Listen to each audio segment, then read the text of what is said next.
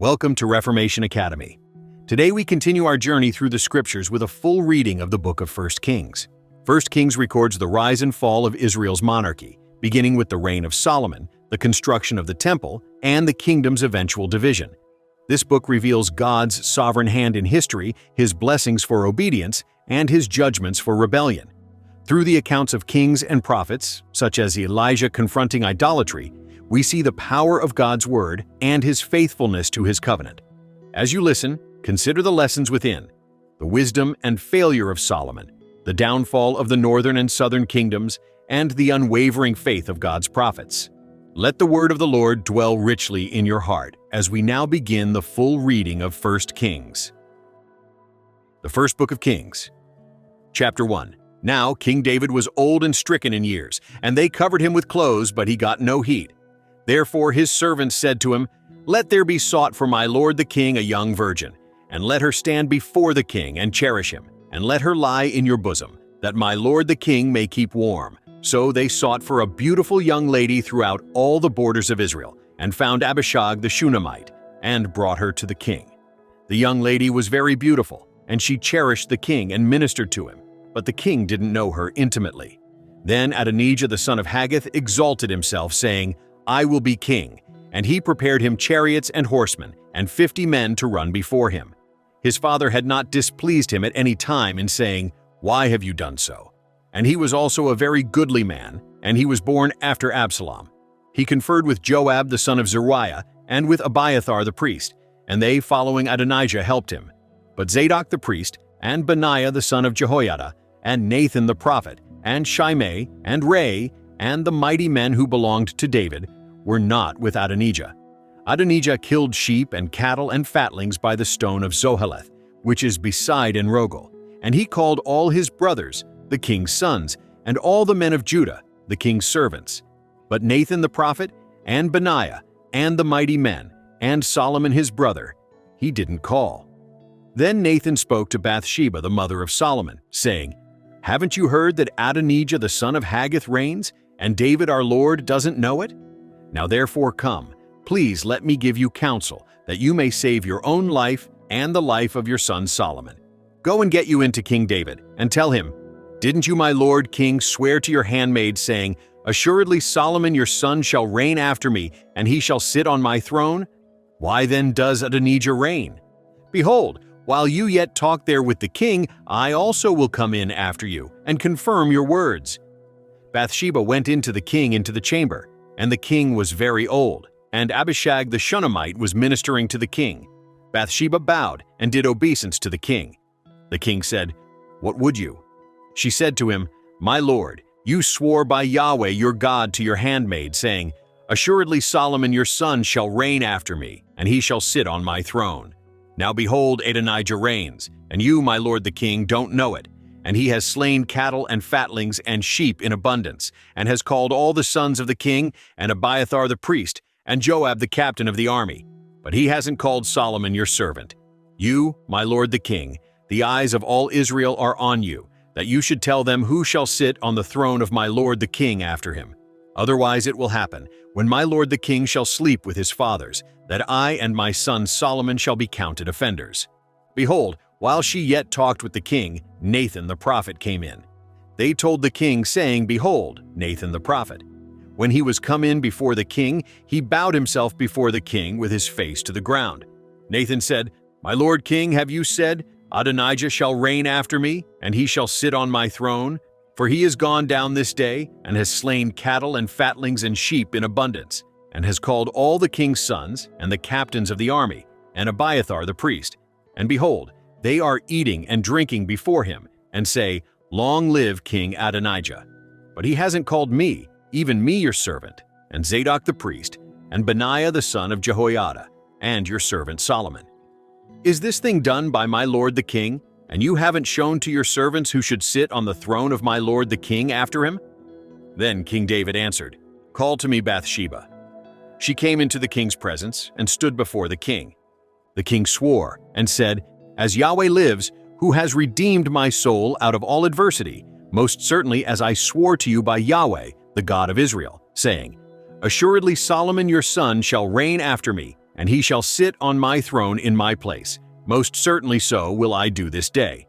Then Bathsheba bowed with her face to the earth, and did obeisance to the king, and said, "Let my lord King David live forever." King David said, "Call to me Zadok the priest, and Nathan the prophet, and Benaiah the son of Jehoiada." They came before the king. The king said to them, "Take with you the servants of your lord, and cause Solomon my son to ride on my own mule, and bring him down to Gihon.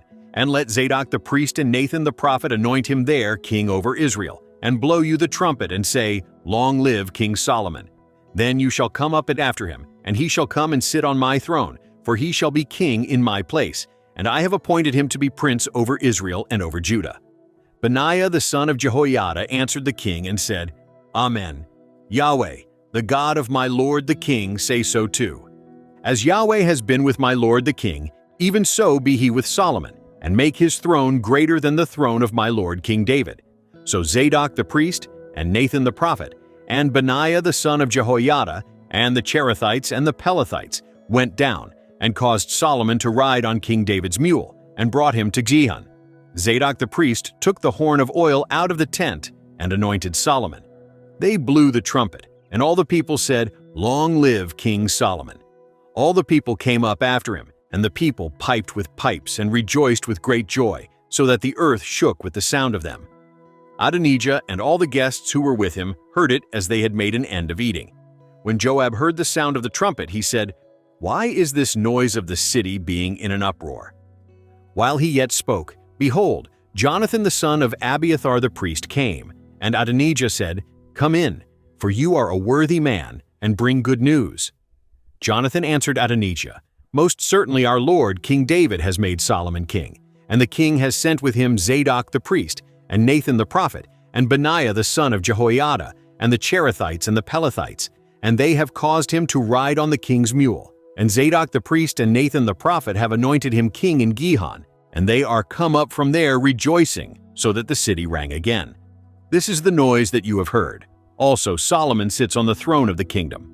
Moreover, the king's servants came to bless our lord King David, saying, 'Your God make the name of Solomon better than your name, and make his throne greater than your throne.' And the king bowed himself on the bed. Also thus said the king, 'Blessed be Yahweh, the God of Israel, who has given one to sit on my throne this day, my eyes even seeing it.' All the guests of Adonijah were afraid, and rose up, and went every man his way. Adonijah feared because of Solomon, and he arose and went, and caught hold on the horns of the altar. It was told Solomon, saying, 'Behold, Adonijah fears King Solomon, for behold, he has laid hold on the horns of the altar, saying, Let King Solomon swear to me first that he will not kill his servant with the sword.' Solomon said, 'If he shall show himself a worthy man, there shall not a hair of him fall to the earth. But if wickedness be found in him, he shall die.'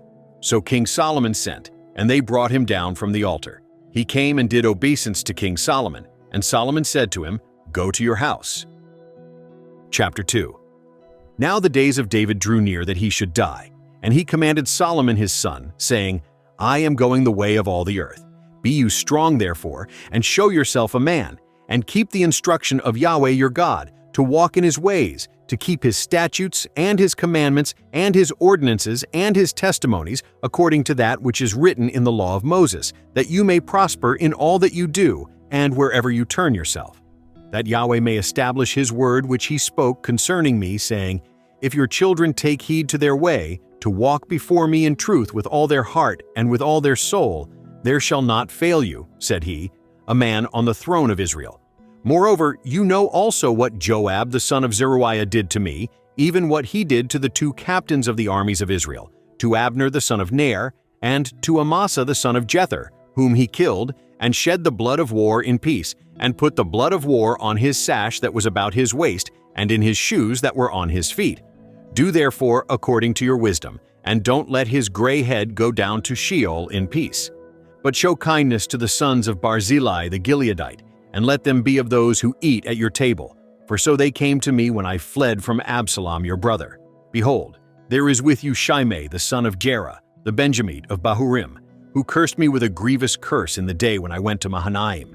But he came down to meet me at the Jordan, and I swore to him by Yahweh, saying, I will not put you to death with the sword.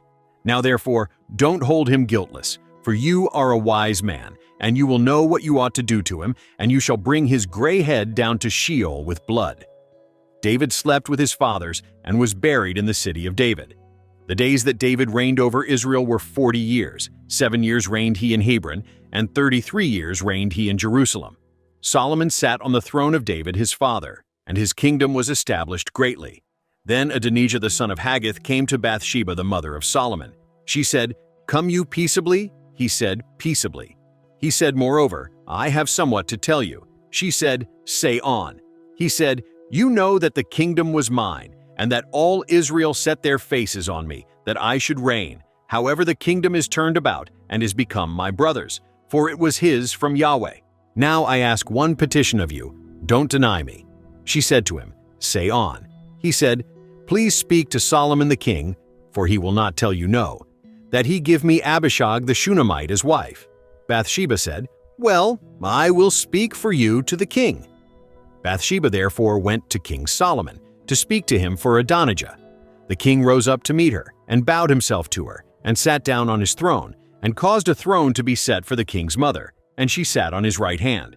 Then she said, "I ask one small petition of you, don't deny me." The king said to her, "Ask on, my mother, for I will not deny you." She said, "Let Abishag the Shunammite be given to Adonijah your brother as wife." King Solomon answered his mother, "Why do you ask Abishag the Shunammite for Adonijah? Ask for him the kingdom also, for he is my elder brother, even for him, and for Abiathar the priest, and for Joab the son of Zeruiah." Then King Solomon swore by Yahweh, saying, "God do so to me, and more also, if Adonijah has not spoken this word against his own life. Now therefore, as Yahweh lives, who has established me, and set me on the throne of David my father, and who has made me a house, as he promised, surely Adonijah shall be put to death this day." King Solomon sent by Benaiah the son of Jehoiada, and he fell on him, so that he died. To Abiathar the priest said the king, "Get you to Anathoth, to your own fields, for you are worthy of death. But I will not at this time put you to death, because you bear the ark of the Lord Yahweh before David my father, and because you were afflicted in all in which my father was afflicted." So Solomon thrust out Abiathar from being priest to Yahweh, that he might fulfill the word of Yahweh, which he spoke concerning the house of Eli in Shiloh. The news came to Joab, for Joab had turned after Adonijah, though he didn't turn after Absalom. Joab fled to the tent of Yahweh and caught hold on the horns of the altar. It was told King Solomon, "Joab is fled to the tent of Yahweh, and behold, he is by the altar." Then Solomon sent Benaiah the son of Jehoiada, saying, "Go, fall on him." Benaiah came to the tent of Yahweh and said to him, "Thus says the king, come forth." He said, "No, but I will die here." Benaiah brought the king word again, saying, "Thus said Joab, and thus he answered me." The king said to him, "Do as he has said, and fall on him, and bury him, that you may take away the blood which Joab shed without cause from me and from my father's house. Yahweh will return his blood on his own head, because he fell on 2 men more righteous and better than he, and killed them with the sword, and my father David didn't know it, to wit, Abner the son of Ner, captain of the army of Israel, and Amasa the son of Jether, captain of the army of Judah. So shall their blood return on the head of Joab, and on the head of his seed forever. But to David, and to his seed, and to his house, and to his throne, shall there be peace forever from Yahweh." Then Benaiah the son of Jehoiada went up, and fell on him, and killed him, and he was buried in his own house in the wilderness. The king put Benaiah the son of Jehoiada in his room over the army, and Zadok the priest did the king put in the room of Abiathar. The king sent and called for Shimei, and said to him, "Build yourself a house in Jerusalem, and dwell there, and don't go forth from there anywhere. For on the day you go out, and pass over the brook Kidron, know you for certain that you shall surely die. Your blood shall be on your own head." Shimei said to the king, "The saying is good. As my lord the king has said, so will your servant do." Shimei lived in Jerusalem many days. It happened at the end of 3 years that 2 of the servants of Shimei ran away to Achish, son of Maacah, king of Gath. They told Shimei, saying, "Behold, your servants are in Gath." Shimei arose and saddled his donkey, and went to Gath to Achish, to seek his servants. And Shimei went, and brought his servants from Gath. It was told Solomon that Shimei had gone from Jerusalem to Gath and was come again. The king sent and called for Shimei and said to him, "Didn't I adjure you by Yahweh and protest to you, saying, 'Know for certain that on the day you go out and walk abroad anywhere, you shall surely die?' And you said to me, 'The saying that I have heard is good.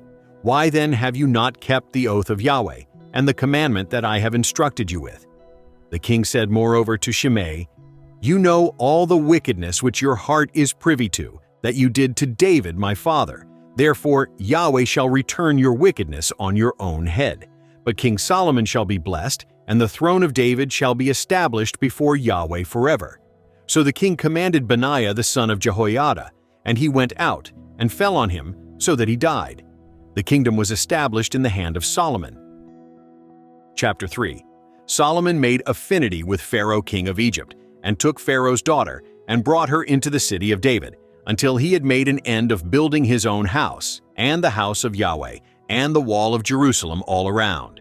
Only the people sacrificed in the high places, because there was no house built for the name of Yahweh until those days. Solomon loved Yahweh, walking in the statutes of David his father. Only he sacrificed and burnt incense in the high places.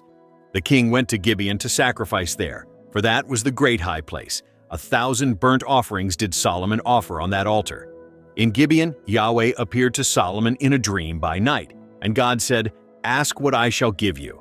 Solomon said, "You have shown to your servant David my father great loving kindness, according as he walked before you in truth and in righteousness and in uprightness of heart with you. And you have kept for him this great loving kindness, that you have given him a son to sit on his throne, as it is this day. Now, Yahweh my God, you have made your servant king instead of David my father, and I am but a little child. I don't know how to go out or come in.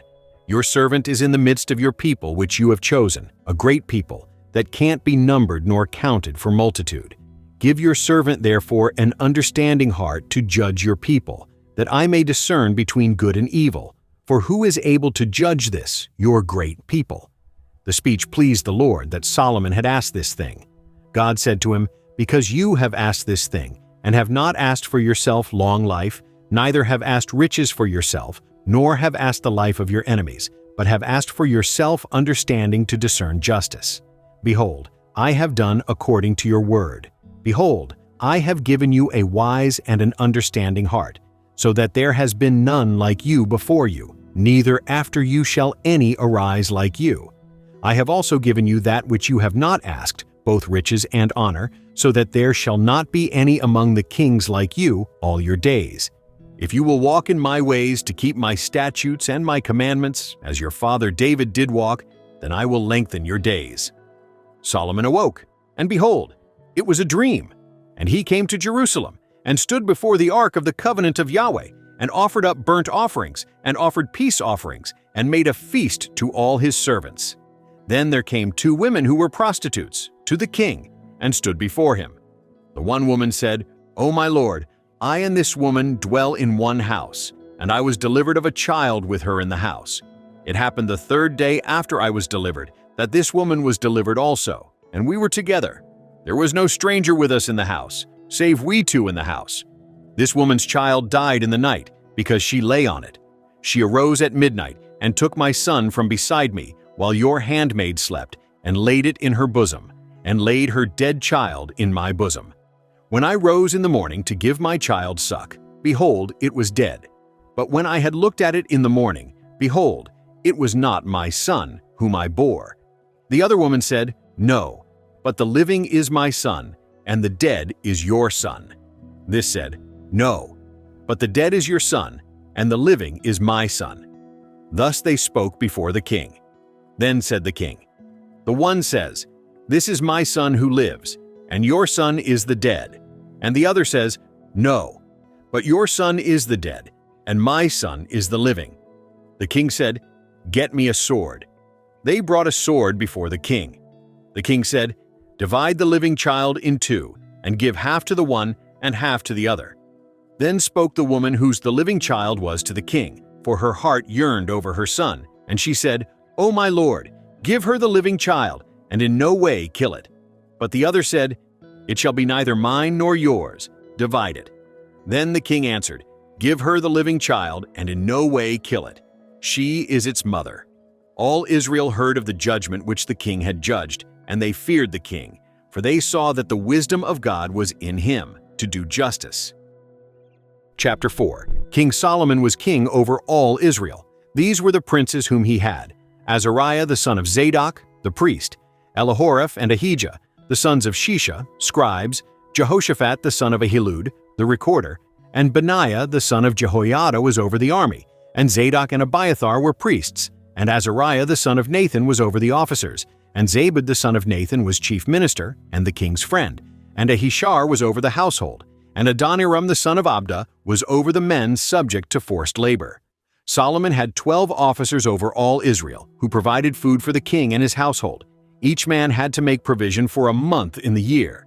These are their names: Ben-Hur in the hill country of Ephraim, Ben-Decker in Makaz and in Shalbim, and Beth-Shemesh, and Elon Beth-Hanan, Ben-Hesed in Arabeth, to him pertained Socoh and all the land of Hepher, Ben-Abinadab in all the height of Dor, he had Taphath the daughter of Solomon his wife, Baanah the son of Ahilud in Taanach and Megiddo, and all Beth-Shean which is beside Zarethan, beneath Jezreel, from Beth-Shean to Abel-Meholah, as far as beyond Jokmeam, Ben-Gaber in Ramoth-Gilead, to him pertained the towns of Jair the son of Manasseh, which are in Gilead. Even to him pertained the region of Argob, which is in Bashan, 60 great cities with walls and bronze bars. Ahinadab the son of Iddo in Mahanaim, Ahimaaz in Naphtali. He also took Basemath the daughter of Solomon his wife, Baanah the son of Hushai in Asher and Baaloth, Jehoshaphat the son of Peruah in Issachar, Shimei the son of Elah in Benjamin, Gaber the son of Uri in the land of Gilead, the country of Sihon king of the Amorites, and of Og king of Bashan.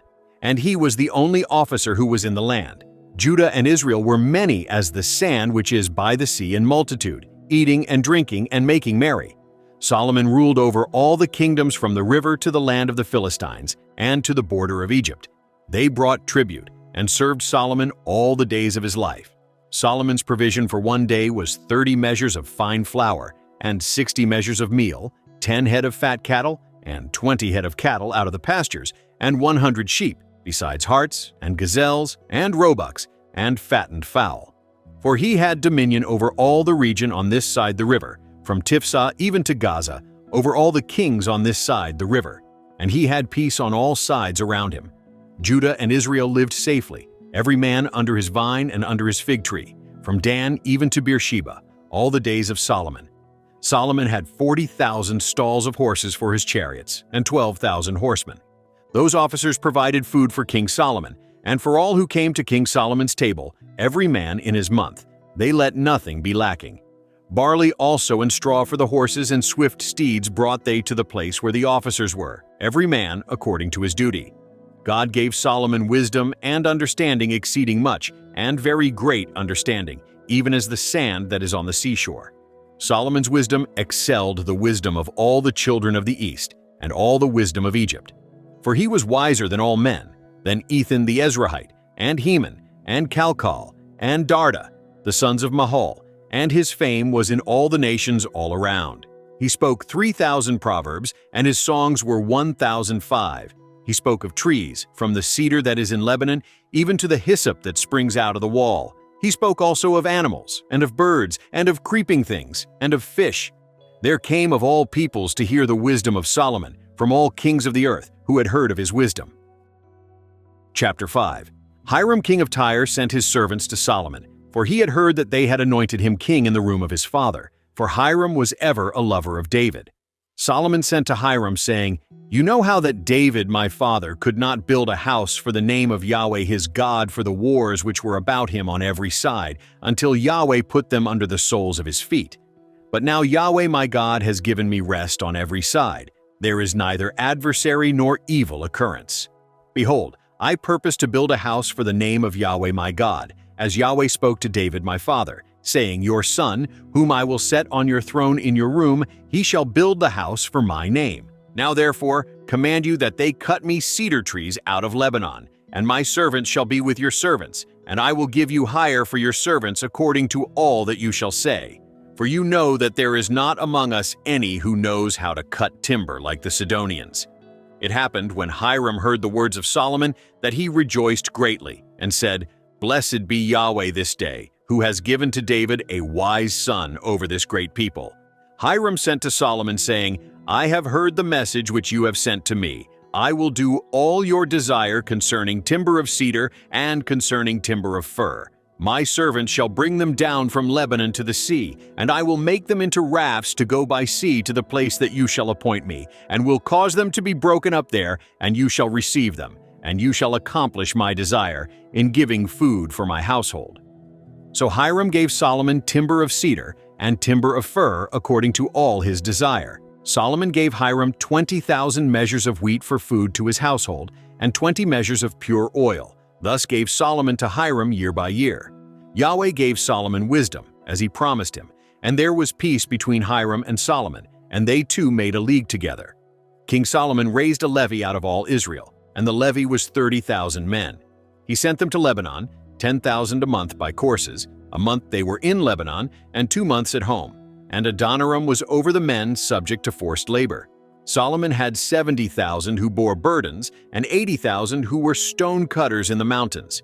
Besides Solomon's chief officers who were over the work, 3,300, who bore rule over the people who labored in the work. The king commanded, and they cut out great stones, costly stones, to lay the foundation of the house with worked stone. Solomon's builders and Hiram's builders and the Gebalites did fashion them, and prepared the timber and the stones to build the house. Chapter 6. It happened in the 480th year after the children of Israel were come out of the land of Egypt, in the 4th year of Solomon's reign over Israel, in the month Ziv, which is the 2nd month, that he began to build the house of Yahweh. The house which King Solomon built for Yahweh, its length was 60 cubits, and its breadth 20 cubits, and its height 30 cubits. The porch before the temple of the house, 20 cubits was its length, according to the breadth of the house, and 10 cubits was its breadth before the house. For the house he made windows of fixed lattice work. Against the wall of the house he built stories all around, against the walls of the house all around, both of the temple and of the oracle, and he made side chambers all around. The nethermost story was 5 cubits broad, and the middle was 6 cubits broad, and the third was 7 cubits broad. For on the outside he made offsets in the wall of the house all around, that the beams should not have hold in the walls of the house. The house, when it was in building, was built of stone made ready at the quarry, and there was neither hammer nor axe nor any tool of iron heard in the house, while it was in building. The door for the middle side chambers was in the right side of the house, and they went up by winding stairs into the middle story, and out of the middle into the third. So he built the house and finished it, and he covered the house with beams and planks of cedar. He built the stories against all the house, each 5 cubits high, and they rested on the house with timber of cedar. The word of Yahweh came to Solomon, saying, "Concerning this house which you are building, if you will walk in my statutes and execute my ordinances and keep all my commandments to walk in them, then will I establish my word with you, which I spoke to David your father. I will dwell among the children of Israel and will not forsake my people Israel." So Solomon built the house and finished it. He built the walls of the house within with boards of cedar. From the floor of the house to the walls of the ceiling, he covered them on the inside with wood, and he covered the floor of the house with boards of fir. He built 20 cubits on the hinder part of the house with boards of cedar from the floor to the walls of the ceiling. He built them for it within, for an oracle, even for the most holy place. The house, that is, the temple before the oracle, was 40 cubits long. There was cedar on the house within, carved with buds and open flowers. All was cedar. There was no stone seen. He prepared an oracle in the midst of the house within, to set there the ark of the covenant of Yahweh. Within the oracle was a space of 20 cubits in length, and 20 cubits in breadth, and 20 cubits in its height. And he overlaid it with pure gold, and he covered the altar with cedar. So Solomon overlaid the house within with pure gold, and he drew chains of gold across before the oracle, and he overlaid it with gold. The whole house he overlaid with gold, until all the house was finished. Also the whole altar that belonged to the oracle he overlaid with gold. In the oracle he made 2 cherubim of olive wood, each 10 cubits high. 5 cubits was the one wing of the cherub, and 5 cubits the other wing of the cherub. From the uttermost part of the one wing to the uttermost part of the other were 10 cubits. The other cherub was 10 cubits. Both the cherubim were of one measure and one form. The height of the one cherub was 10 cubits, and so was it of the other cherub. He set the cherubim within the inner house, and the wings of the cherubim were stretched forth, so that the wing of the one touched the one wall, and the wing of the other cherub touched the other wall, and their wings touched one another in the midst of the house. He overlaid the cherubim with gold. He carved all the walls of the house around with carved figures of cherubim and palm trees and open flowers, inside and outside. The floor of the house he overlaid with gold, inside and outside. For the entrance of the oracle he made doors of olive wood. The lintel and doorposts were a fifth part of the wall, so he made 2 doors of olive wood, and he carved on them carvings of cherubim and palm trees and open flowers, and overlaid them with gold. And he spread the gold on the cherubim and on the palm trees.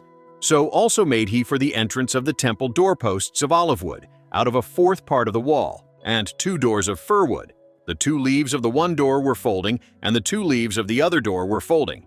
He carved thereon cherubim and palm trees and open flowers, and he overlaid them with gold fitted on the engraved work. He built the inner court with 3 courses of cut stone and a course of cedar beams. In the 4th year was the foundation of the house of Yahweh laid, in the month Ziv. In the 11th year, in the month Bul, which is the 8th month, was the house finished throughout all its parts, and according to all its fashion. So was he 7 years in building it. Chapter 7. Solomon was building his own house 13 years, and he finished all his house. For he built the house of the forest of Lebanon. Its length was 100 cubits, and its breadth 50 cubits, and its height 30 cubits, on 4 rows of cedar pillars with cedar beams on the pillars. It was covered with cedar above over the 45 beams that were on the pillars, 15 in a row. There were beams in 3 rows, and window was over against window in 3 ranks. All the doors and posts were made square with beams, and window was over against window in 3 ranks. He made the porch of pillars. Its length was 50 cubits, and its breadth 30 cubits, and a porch before them, and pillars and a threshold before them. He made the porch of the throne where he was to judge, even the porch of judgment, and it was covered with cedar from floor to floor. His house where he was to dwell, the other court within the porch, was of the like work.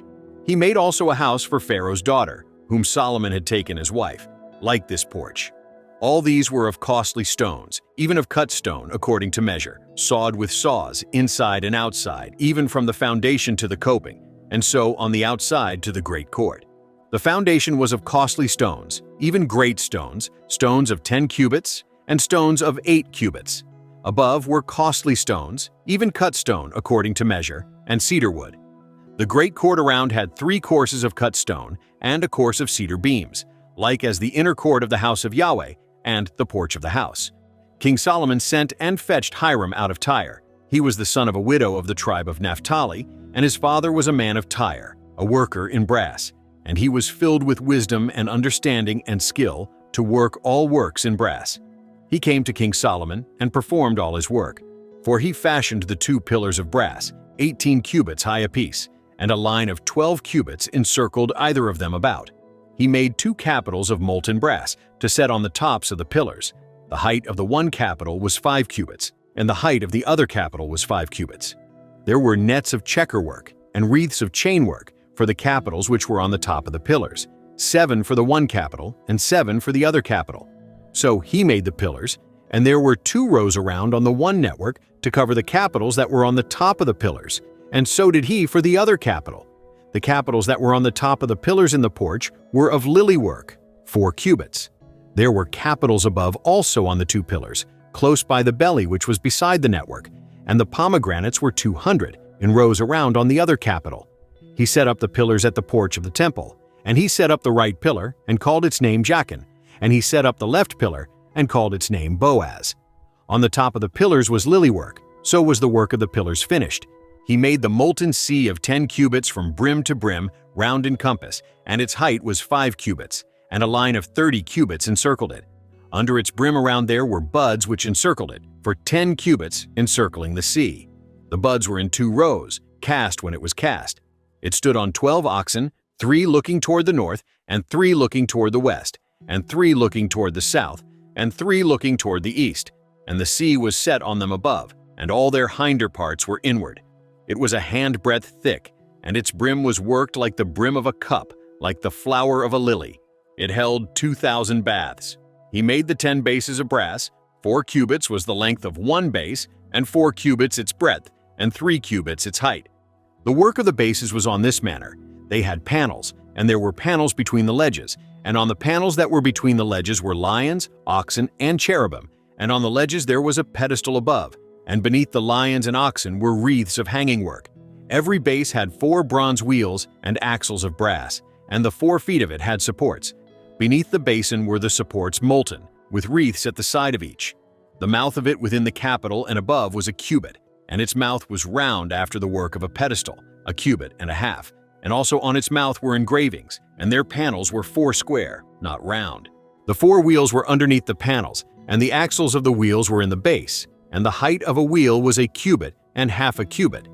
The work of the wheels was like the work of a chariot wheel. Their axles and their rims and their spokes and their naves were all molten. There were 4 supports at the 4 corners of each base. Its supports were of the base itself. In the top of the base was there a round compass half a cubit high, and on the top of the base its stays and its panels were of the same. On the plates of its stays and on its panels he engraved cherubim, lions, and palm trees according to the space of each, with wreaths all around. After this manner he made the 10 bases. All of them had 1 casting, 1 measure, and 1 form. He made 10 basins of brass. 1 basin contained 40 baths, and every basin was 4 cubits, and on very one of the 10 bases 1 basin. He set the bases, 5 on the right side of the house, and 5 on the left side of the house, and he set the sea on the right side of the house eastward toward the south. Hiram made the basins, and the shovels, and the basins. So Hiram made an end of doing all the work that he worked for King Solomon in the house of Yahweh, the 2 pillars, and the 2 bowls of the capitals that were on the top of the pillars, and the 2 networks to cover the 2 bowls of the capitals that were on the top of the pillars, and the 400 pomegranates for the 2 networks, 2 rows of pomegranates for each network to cover the 2 bowls of the capitals that were on the pillars, and the 10 bases, and the 10 basins on the bases, and the 1 sea, and the 12 oxen under the sea, and the pots, and the shovels, and the basins. Even all these vessels which Hiram made for King Solomon in the house of Yahweh were of burnished brass. In the plain of the Jordan did the king cast them, in the clay ground between Succoth and Zarethan. Solomon left all the vessels unweighed, because they were exceeding many. The weight of the brass could not be found out. Solomon made all the vessels that were in the house of Yahweh, the golden altar, and the table whereupon the showbread was, of gold, and the lampstands, 5 on the right side, and 5 on the left, before the oracle of pure gold, and the flowers, and the lamps, and the tongs of gold, and the cups, and the snuffers, and the basins, and the spoons, and the firepans of pure gold, and the hinges, both for the doors of the inner house, the most holy place, and for the doors of the house, to wit, of the temple, of gold. Thus all the work that King Solomon worked in the house of Yahweh was finished. Solomon brought in the things which David his father had dedicated, even the silver, and the gold, and the vessels, and put them in the treasuries of the house of Yahweh. Chapter 8. Then Solomon assembled the elders of Israel, and all the heads of the tribes, the princes of the fathers' houses of the children of Israel, to King Solomon in Jerusalem, to bring up the ark of the covenant of Yahweh out of the city of David, which is Zion. All the men of Israel assembled themselves to King Solomon at the feast, in the month Ethanim, which is the 7th month. All the elders of Israel came, and the priests took up the ark. They brought up the ark of Yahweh, and the tent of meeting, and all the holy vessels that were in the tent. Even these did the priests and the Levites bring up. King Solomon and all the congregation of Israel, who were assembled to him, were with him before the ark, sacrificing sheep and cattle, that could not be counted nor numbered for multitude. The priests brought in the ark of the covenant of Yahweh to its place, into the oracle of the house, to the most holy place, even under the wings of the cherubim. For the cherubim spread forth their wings over the place of the ark, and the cherubim covered the ark and its poles above. The poles were so long that the ends of the poles were seen from the holy place before the oracle, but they were not seen outside, and there they are to this day. There was nothing in the ark save the 2 tables of stone which Moses put there at Horeb, when Yahweh made a covenant with the children of Israel, when they came out of the land of Egypt. It came to pass, when the priests were come out of the holy place, that the cloud filled the house of Yahweh, so that the priests could not stand to minister by reason of the cloud, for the glory of Yahweh filled the house of Yahweh. Then spoke Solomon, Yahweh has said that he would dwell in the thick darkness. I have surely built you a house of habitation, a place for you to dwell in forever. The king turned his face about and blessed all the assembly of Israel, and all the assembly of Israel stood. He said, "Blessed be Yahweh, the God of Israel, who spoke with his mouth to David your father, and has with his hand fulfilled it, saying, Since the day that I brought forth my people Israel out of Egypt, I chose no city out of all the tribes of Israel to build a house, that my name might be there, but I chose David to be over my people Israel. Now it was in the heart of David my father to build a house for the name of Yahweh, the God of Israel. But Yahweh said to David my father, Whereas it was in your heart to build a house for my name, you did well that it was in your heart. Nevertheless, you shall not build the house, but your son who shall come forth out of your body, he shall build the house for my name. Yahweh has established his word that he spoke, for I am risen up in the room of David my father, and sit on the throne of Israel as Yahweh promised, and have built the house for the name of Yahweh, the God of Israel. There have I set a place for the ark, in which is the covenant of Yahweh, which he made with our fathers when he brought them out of the land of Egypt. Solomon stood before the altar of Yahweh in the presence of all the assembly of Israel, and spread forth his hands toward heaven. And he said, Yahweh, the God of Israel, there is no God like you, in heaven above, or on earth beneath, who keep covenant and loving kindness with your servants, who walk before you with all their heart, who have kept with your servant David my father that which you did promise him. Yes, you spoke with your mouth, and have fulfilled it with your hand, as it is this day. Now therefore, Yahweh, the God of Israel, keep with your servant David my father that which you have promised him, saying, There shall not fail you a man in my sight to sit on the throne of Israel, if only your children take heed to their way, to walk before me as you have walked before me. Now therefore, God of Israel, please let your word be verified, which you spoke to your servant David my father. But will God in very deed dwell on the earth? Behold, heaven and the heaven of heavens can't contain you. How much less this house that I have built?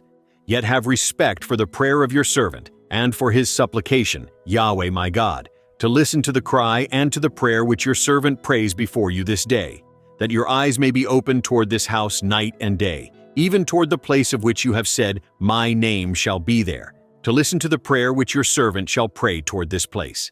Listen you to the supplication of your servant and of your people Israel, when they shall pray toward this place. Yes, here in heaven your dwelling place, and when you hear, forgive.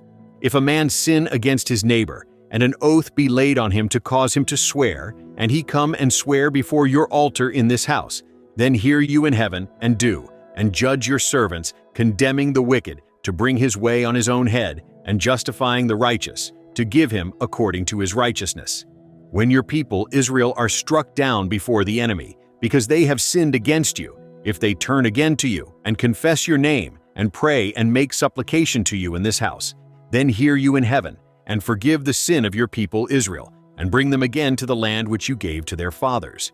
When the sky is shut up, and there is no rain because they have sinned against you, if they pray toward this place, and confess your name, and turn from their sin, when you do afflict them, then hear in heaven, and forgive the sin of your servants and of your people Israel, when you teach them the good way in which they should walk, and send rain on your land, which you have given to your people for an inheritance. If there be in the land famine, if there be pestilence, if there is blight or mildew, locust or caterpillar, if their enemy besiege them in the land of their cities, whatever plague, whatever sickness there be, whatever prayer and supplication be made by any man, or by all your people Israel, who shall know every man the plague of his own heart, and spread forth his hands toward this house, then hear in heaven your dwelling place, and forgive, and do, and render to every man according to all his ways, whose heart you know. For you, even you only, know the hearts of all the children of men, that they may fear you all the days that they live in the land which you gave to our fathers.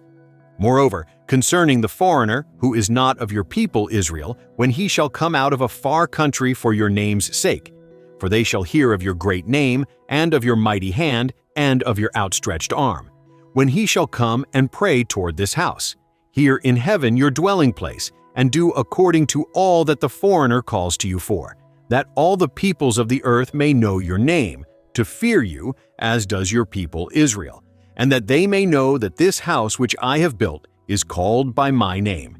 If your people go out to battle against their enemy, by whatever way you shall send them, and they pray to Yahweh toward the city which you have chosen, and toward the house which I have built for your name, then hear in heaven their prayer and their supplication, and maintain their cause.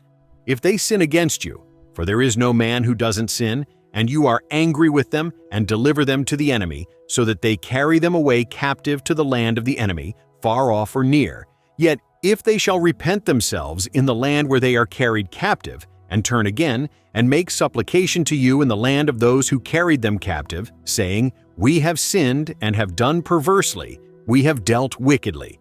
If they return to you with all their heart and with all their soul in the land of their enemies, who carried them captive, and pray to you toward their land, which you gave to their fathers, the city which you have chosen, and the house which I have built for your name, then hear you their prayer and their supplication in heaven, your dwelling place, and maintain their cause, and forgive your people who have sinned against you, and all their transgressions in which they have transgressed against you, and give them compassion before those who carried them captive, that they may have compassion on them. For they are your people, and your inheritance, which you brought forth out of Egypt from the midst of the furnace of iron, that your eyes may be open to the supplication of your servant, and to the supplication of your people Israel, to listen to them whenever they cry to you. For you did separate them from among all the peoples of the earth, to be your inheritance, as you spoke by Moses your servant, when you brought our fathers out of Egypt, Lord Yahweh. It was so, that when Solomon had made an end of praying all this prayer and supplication to Yahweh, he arose from before the altar of Yahweh, from kneeling on his knees with his hands spread forth toward heaven. He stood and blessed all the assembly of Israel with a loud voice, saying, Blessed be Yahweh, who has given rest to his people Israel, according to all that he promised. There has not failed one word of all his good promise, which he promised by Moses his servant. Yahweh our God be with us, as he was with our fathers. Let him not leave us, nor forsake us, that he may incline our hearts to him, to walk in all his ways, and to keep his commandments, and his statutes, and his ordinances, which he commanded our fathers. Let these my words, with which I have made supplication before Yahweh, be near to Yahweh our God day and night, that he maintain the cause of his servant, and the cause of his people Israel, as every day shall require, that all the peoples of the earth may know that Yahweh, he is God, there is none else. Let your heart therefore be perfect with Yahweh our God, to walk in his statutes, and to keep his commandments, as at this day. The king and all Israel with him offered sacrifice before Yahweh. Solomon offered for the sacrifice of peace offerings, which he offered to Yahweh, 22,000 head of cattle, and 120,000 sheep. So the king and all the children of Israel dedicated the house of Yahweh. The same day did the king make the middle of the court holy that was before the house of Yahweh. For there he offered the burnt offering and the meal offering and the fat of the peace offerings, because the bronze altar that was before Yahweh was too little to receive the burnt offering, and the meal offering, and the fat of the peace offerings. So Solomon held the feast at that time, and all Israel with him, a great assembly, from the entrance of Hamath to the brook of Egypt, before Yahweh our God, 7 days and 7 days, even 14 days. On the 8th day he sent the people away, and they blessed the king and went to their tents joyful and glad of heart for all the goodness that Yahweh had shown to David his servant, and to Israel his people. Chapter 9. It happened, when Solomon had finished the building of the house of Yahweh, and the king's house, and all Solomon's desire which he was pleased to do, that Yahweh appeared to Solomon the second time, as he had appeared to him at Gibeon. Yahweh said to him, I have heard your prayer and your supplication, that you have made before me. I have made this house holy, which you have built, to put my name there forever, and my eyes and my heart shall be there perpetually. As for you, if you will walk before me, as David your father walked, in integrity of heart and in uprightness, to do according to all that I have commanded you, and will keep my statutes and my ordinances, then I will establish the throne of your kingdom over Israel forever, according as I promised to David your father, saying, There shall not fail you a man on the throne of Israel. But if you shall turn away from following me, you or your children, and not keep my commandments and my statutes which I have set before you, but shall go and serve other gods and worship them, then will I cut off Israel out of the land which I have given them, and this house, which I have made holy for my name, will I cast out of my sight, and Israel shall be a proverb and a byword among all peoples. Though this house is so high, yet shall everyone who passes by it be astonished, and shall hiss, and they shall say, Why has Yahweh done thus to this land and to this house? And they shall answer, Because they forsook Yahweh their God, who brought forth their fathers out of the land of Egypt, and laid hold on other gods, and worshipped them, and served them. Therefore has Yahweh brought all this evil on them. It happened at the end of 20 years, in which Solomon had built the two houses, the house of Yahweh and the king's house. Now Hiram the king of Tyre had furnished Solomon with cedar trees and fir trees, and with gold according to all his desire. That then King Solomon gave Hiram 20 cities in the land of Galilee. Hiram came out from Tyre to see the cities which Solomon had given him, and they didn't please him. He said, What cities are these which you have given me, my brother? He called them the land of Kabul to this day. Hiram sent to the king 120 talents of gold. This is the reason of the levy which King Solomon raised to build the house of Yahweh, and his own house, and Millo, and the wall of Jerusalem, and Hazor, and Megiddo, and Gezer. Pharaoh king of Egypt had gone up, and taken Gezer, and burnt it with fire, and slain the Canaanites who lived in the city, and given it for a portion to his daughter, Solomon's wife.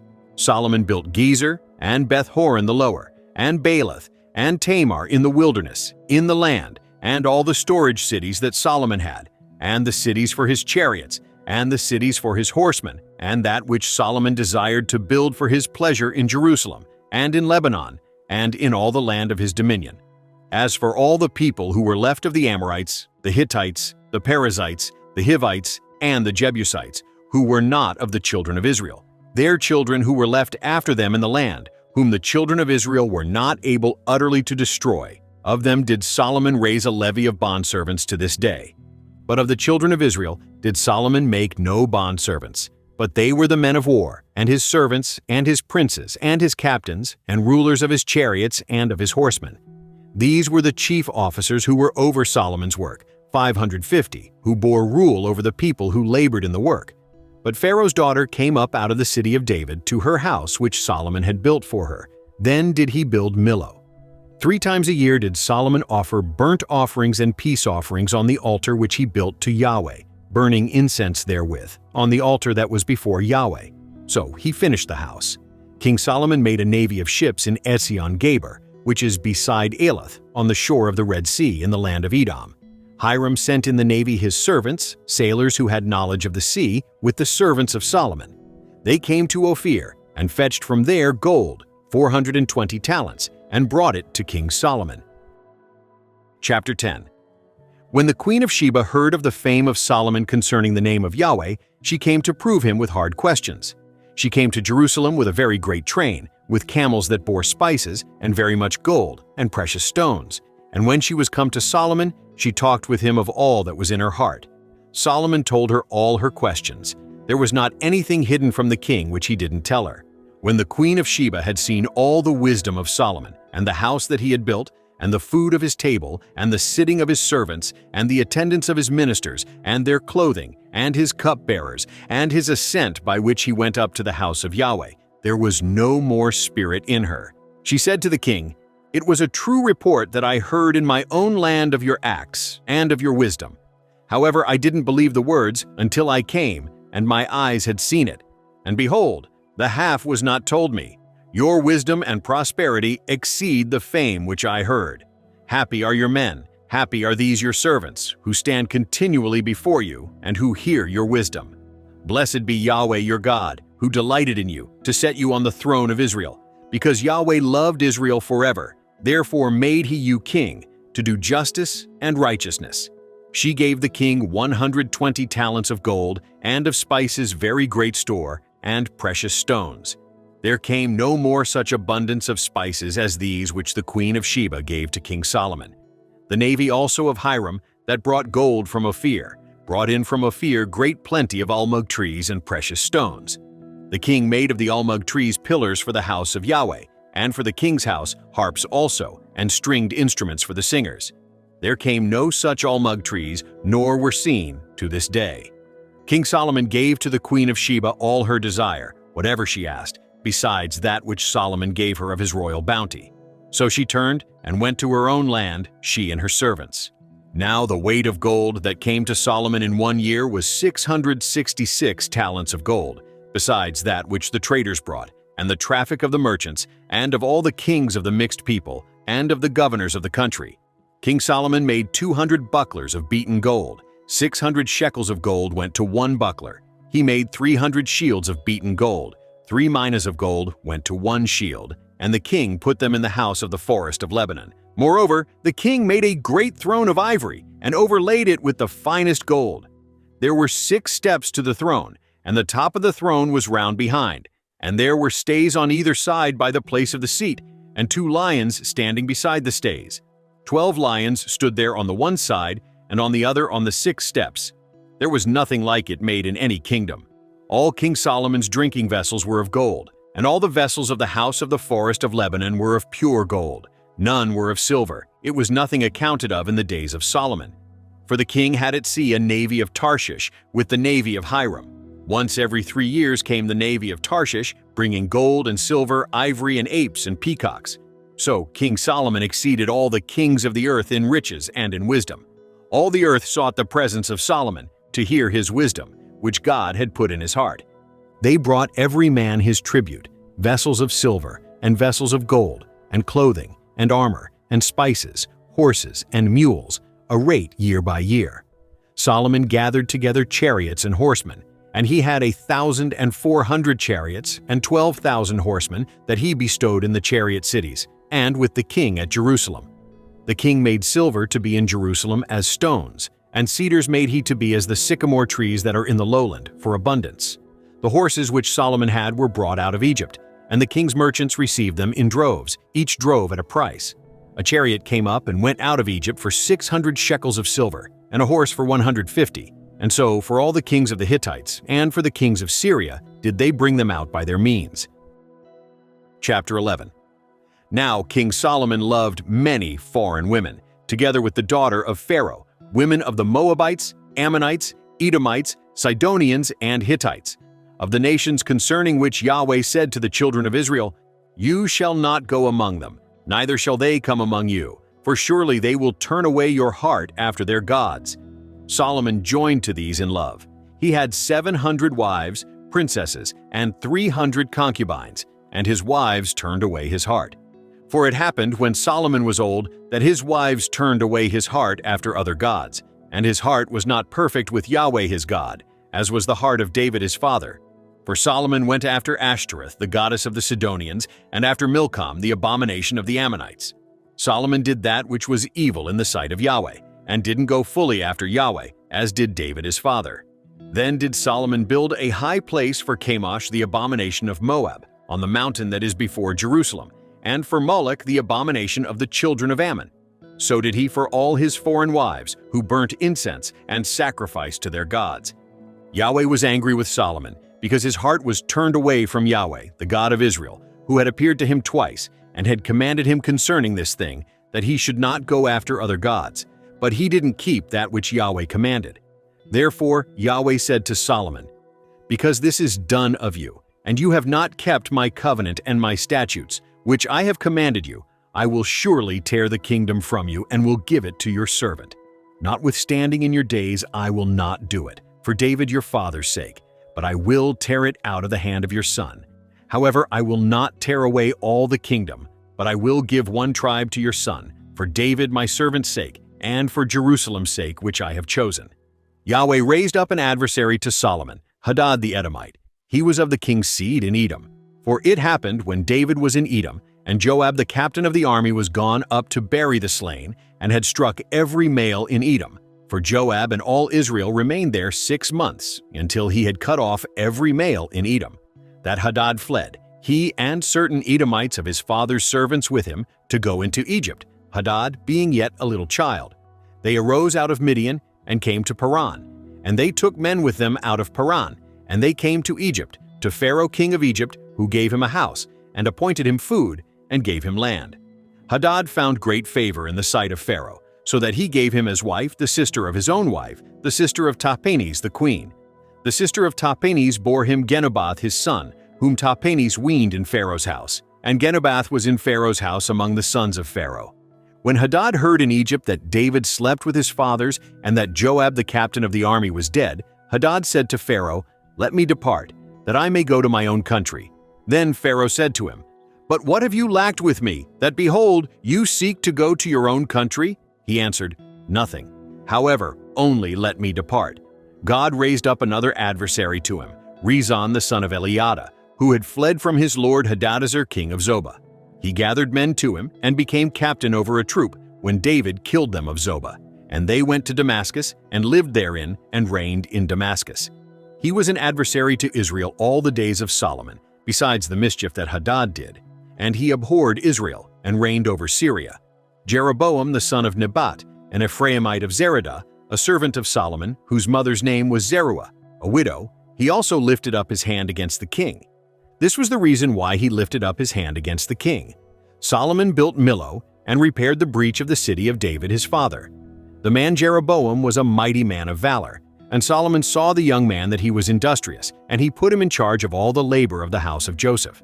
It happened at that time, when Jeroboam went out of Jerusalem, that the prophet Ahijah the Shilonite found him in the way. Now Ahijah had clad himself with a new garment, and they two were alone in the field. Ahijah laid hold of the new garment that was on him, and tore it in 12 pieces. He said to Jeroboam, "Take 10 pieces, for thus says Yahweh, the God of Israel, Behold, I will tear the kingdom out of the hand of Solomon, and will give 10 tribes to you. But he shall have 1 tribe, for my servant David's sake, and for Jerusalem's sake, the city which I have chosen out of all the tribes of Israel.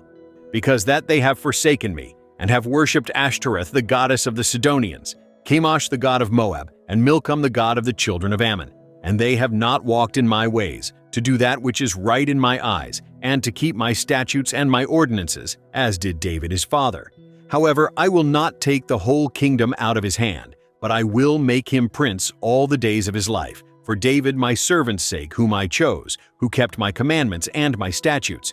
But I will take the kingdom out of his son's hand, and will give it to you, even 10 tribes. To his son will I give 1 tribe, that David my servant may have a lamp always before me in Jerusalem, the city which I have chosen me to put my name there. I will take you, and you shall reign according to all that your soul desires, and shall be king over Israel. It shall be, if you will listen to all that I command you, and will walk in my ways, and do that which is right in my eyes, to keep my statutes and my commandments, as David my servant did, that I will be with you, and will build you a sure house, as I built for David, and will give Israel to you. I will for this afflict the seed of David, but not forever." Solomon sought therefore to kill Jeroboam. But Jeroboam arose and fled into Egypt to Shishak king of Egypt, and was in Egypt until the death of Solomon. Now the rest of the acts of Solomon, and all that he did, and his wisdom, aren't they written in the book of the acts of Solomon? The time that Solomon reigned in Jerusalem over all Israel was 40 years. Solomon slept with his fathers and was buried in the city of David his father, and Rehoboam his son reigned in his place. Chapter 12. Rehoboam went to Shechem, for all Israel were come to Shechem to make him king. It happened when Jeroboam the son of Nabat heard of it. For he was yet in Egypt, where he had fled from the presence of King Solomon, and Jeroboam lived in Egypt, and they sent and called him. That Jeroboam and all the assembly of Israel came, and spoke to Rehoboam, saying, Your father made our yoke grievous. Now therefore make you the grievous service of your father, and his heavy yoke which he put on us, lighter, and we will serve you. He said to them, Depart yet for 3 days, then come again to me. The people departed. King Rehoboam took counsel with the old men, who had stood before Solomon his father while he yet lived, saying, What counsel give you me to return answer to this people? They spoke to him, saying, If you will be a servant to this people this day, and will serve them, and answer them, and speak good words to them, then they will be your servants forever. But he forsook the counsel of the old men which they had given him, and took counsel with the young men who had grown up with him, who stood before him. He said to them, What counsel do you give, that we may return answer to this people who have spoken to me, saying, Make the yoke that your father did put on us lighter? The young men who had grown up with him spoke to him, saying, Thus you shall tell this people who spoke to you, saying, Your father made our yoke heavy, but make you it lighter to us. Thus you shall speak to them, My little finger is thicker than my father's waist. Now whereas my father did lade you with a heavy yoke, I will add to your yoke. My father chastised you with whips, but I will chastise you with scorpions. So Jeroboam and all the people came to Rehoboam the third day, as the king bade, saying, "Come to me again the third day."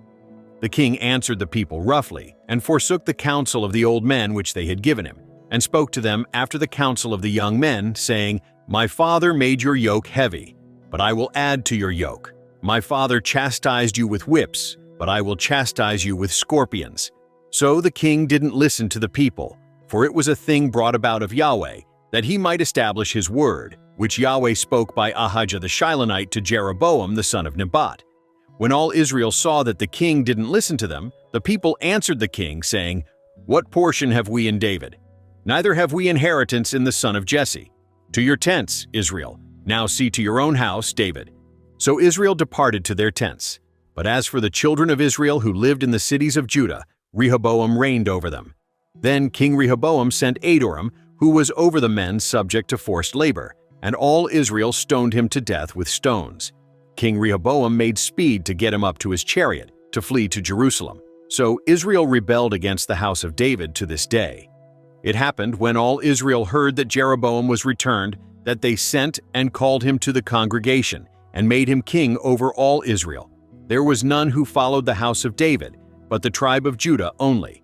When Rehoboam was come to Jerusalem, he assembled all the house of Judah and the tribe of Benjamin, 180,000 chosen men who were warriors, to fight against the house of Israel, to bring the kingdom again to Rehoboam the son of Solomon.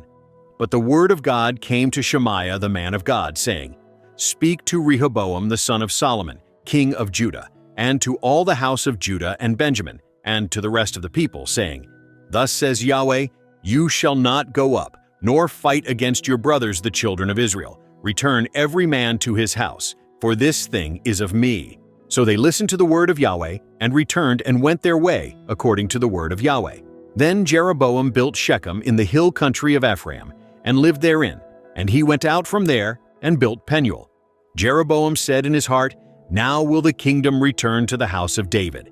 If this people go up to offer sacrifices in the house of Yahweh at Jerusalem, then will the heart of this people turn again to their Lord, even to Rehoboam king of Judah, and they will kill me, and return to Rehoboam king of Judah." Whereupon the king took counsel, and made 2 calves of gold, and he said to them, "It is too much for you to go up to Jerusalem. See your gods, Israel, which brought you up out of the land of Egypt." He set the one in Bethel, and the other put he in Dan. This thing became a sin, for the people went to worship before the one, even to Dan. He made houses of high places, and made priests from among all the people who were not of the sons of Levi. Jeroboam ordained a feast in the 8th month, on the 15th day of the month, like the feast that is in Judah, and he went up to the altar. So did he in Bethel, sacrificing to the calves that he had made. And he placed in Bethel the priests of the high places that he had made. He went up to the altar which he had made in Bethel on the 15th day in the 8th month, even in the month which he had devised of his own heart. And he ordained a feast for the children of Israel, and went up to the altar to burn incense. Chapter 13. Behold, there came a man of God out of Judah by the word of Yahweh to Bethel, and Jeroboam was standing by the altar to burn incense. He cried against the altar by the word of Yahweh, and said, "Altar, altar, thus says Yahweh. Behold, a son shall be born to the house of David, Josiah by name, and on you shall he sacrifice the priests of the high places who burn incense on you, and men's bones shall they burn on you." He gave a sign the same day, saying, "This is the sign which Yahweh has spoken. Behold, the altar shall be torn, and the ashes that are on it shall be poured out." It happened when the king heard the saying of the man of God which he cried against the altar in Bethel, that Jeroboam put forth his hand from the altar, saying, "Lay hold on him." His hand which he put forth against him dried up, so that he could not draw it back again to him. The altar also was torn, and the ashes poured out from the altar, according to the sign which the man of God had given by the word of Yahweh. The king answered the man of God, "Entreat now the favor of Yahweh your God, and pray for me, that my hand may be restored me again." The man of God entreated Yahweh, and the king's hand was restored him again, and became as it was before. The king said to the man of God, "Come home with me, and refresh yourself, and I will give you a reward." The man of God said to the king, "If you will give me half your house, I will not go in with you, neither will I eat bread nor drink water in this place, For so was it commanded me by the word of Yahweh, saying, You shall eat no bread nor drink water, neither return by the way that you came. So he went another way, and didn't return by the way that he came to Bethel. Now there lived an old prophet in Bethel, and one of his sons came and told him all the works that the man of God had done that day in Bethel, the words which he had spoken to the king. Them also they told to their father.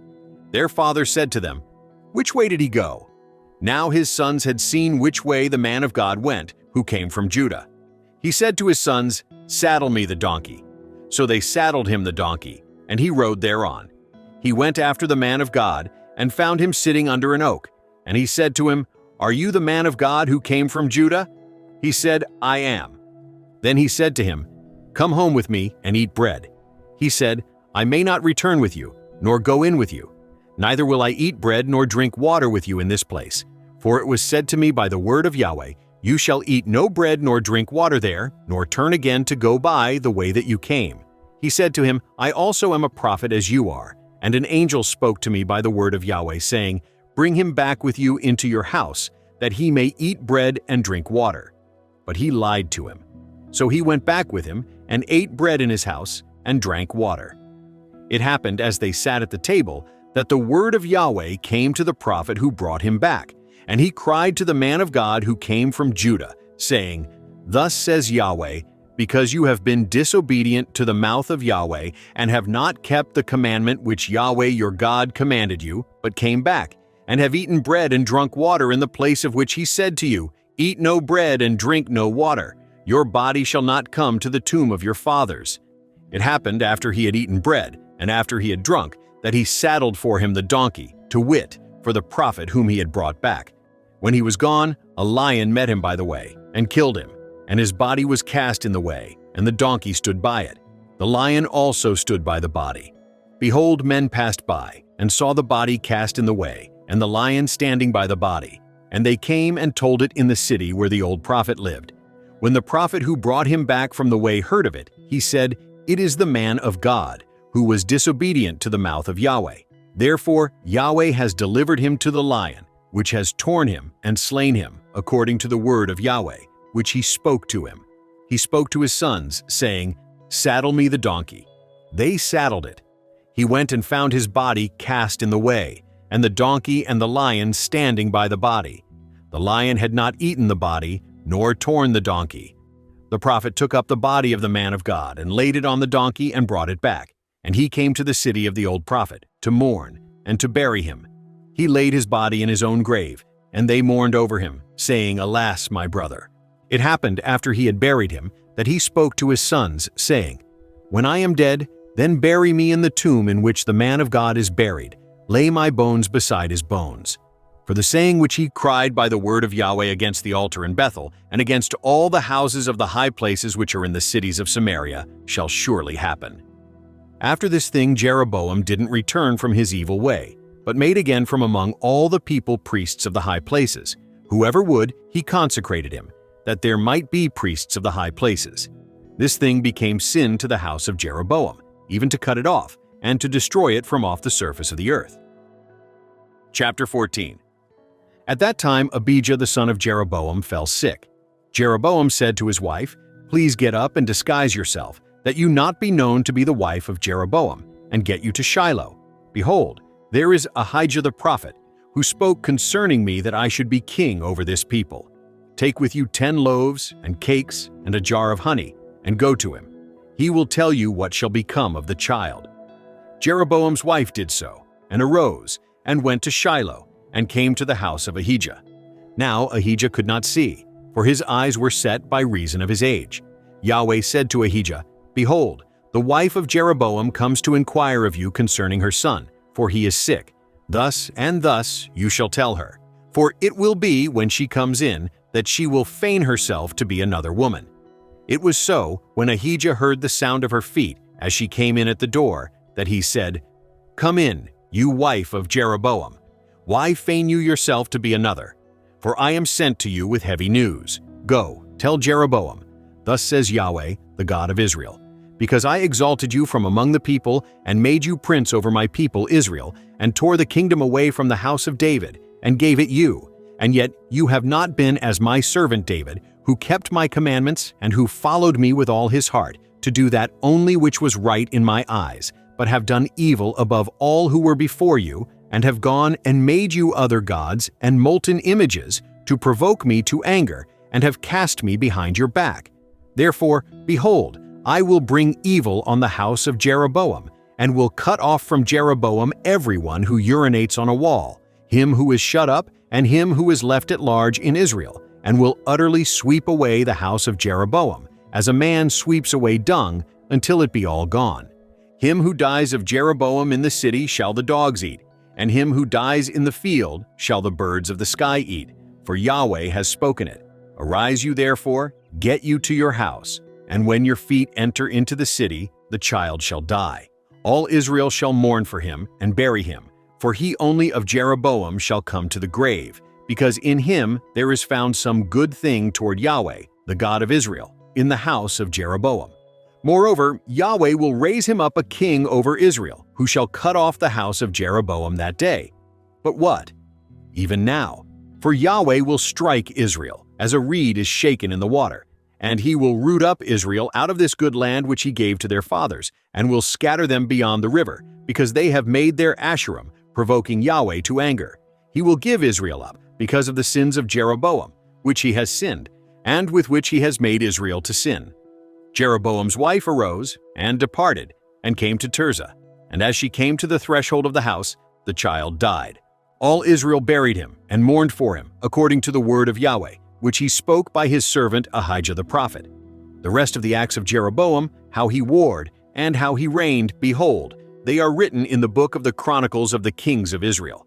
The days which Jeroboam reigned were 22 years, and he slept with his fathers, and Nadab his son reigned in his place.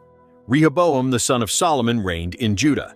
Rehoboam was 41 years old when he began to reign, and he reigned 17 years in Jerusalem, the city which Yahweh had chosen out of all the tribes of Israel to put his name there, and his mother's name was Naamah the Ammonitess.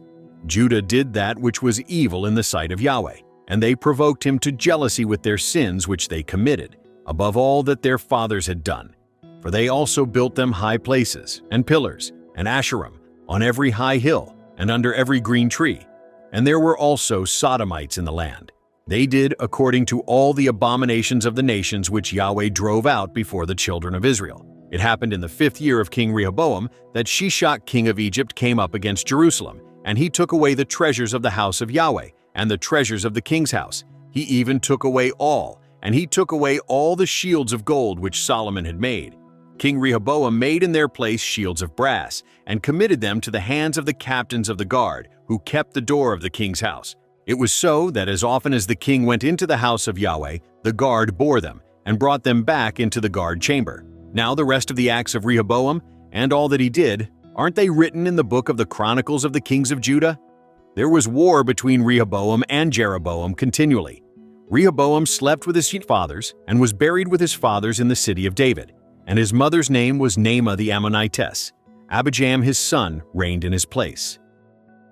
Chapter 15. Now in the 18th year of King Jeroboam, the son of Naboth, began Abijam to reign over Judah. 3 years reigned he in Jerusalem, and his mother's name was Micaiah, the daughter of Abishalom. He walked in all the sins of his father, which he had done before him, and his heart was not perfect with Yahweh his God, as the heart of David his father. Nevertheless, for David's sake did Yahweh his God give him a lamp in Jerusalem, to set up his son after him, and to establish Jerusalem, because David did that which was right in the eyes of Yahweh, and didn't turn aside from anything that he commanded him all the days of his life, except only in the matter of Uriah the Hittite. Now there was war between Rehoboam and Jeroboam all the days of his life. The rest of the acts of Abijam and all that he did, aren't they written in the book of the Chronicles of the kings of Judah? There was war between Abijam and Jeroboam. Abijam slept with his fathers, and they buried him in the city of David, and Asa, his son, reigned in his place. In the 20th year of Jeroboam, king of Israel, began Asa to reign over Judah. 41 years reigned he in Jerusalem, and his mother's name was Maacah, the daughter of Abishalom. Asa did that which was right in the eyes of Yahweh, as did David his father. He put away the Sodomites out of the land, and removed all the idols that his fathers had made. Also Maacah his mother he removed from being queen, because she had made an abominable image for an Asherah, and Asa cut down her image and burnt it at the brook Kidron. But the high places were not taken away. Nevertheless, the heart of Asa was perfect with Yahweh all his days. He brought into the house of Yahweh the things that his father had dedicated, and the things that himself had dedicated, silver and gold and vessels. There was war between Asa and Baasha king of Israel all their days.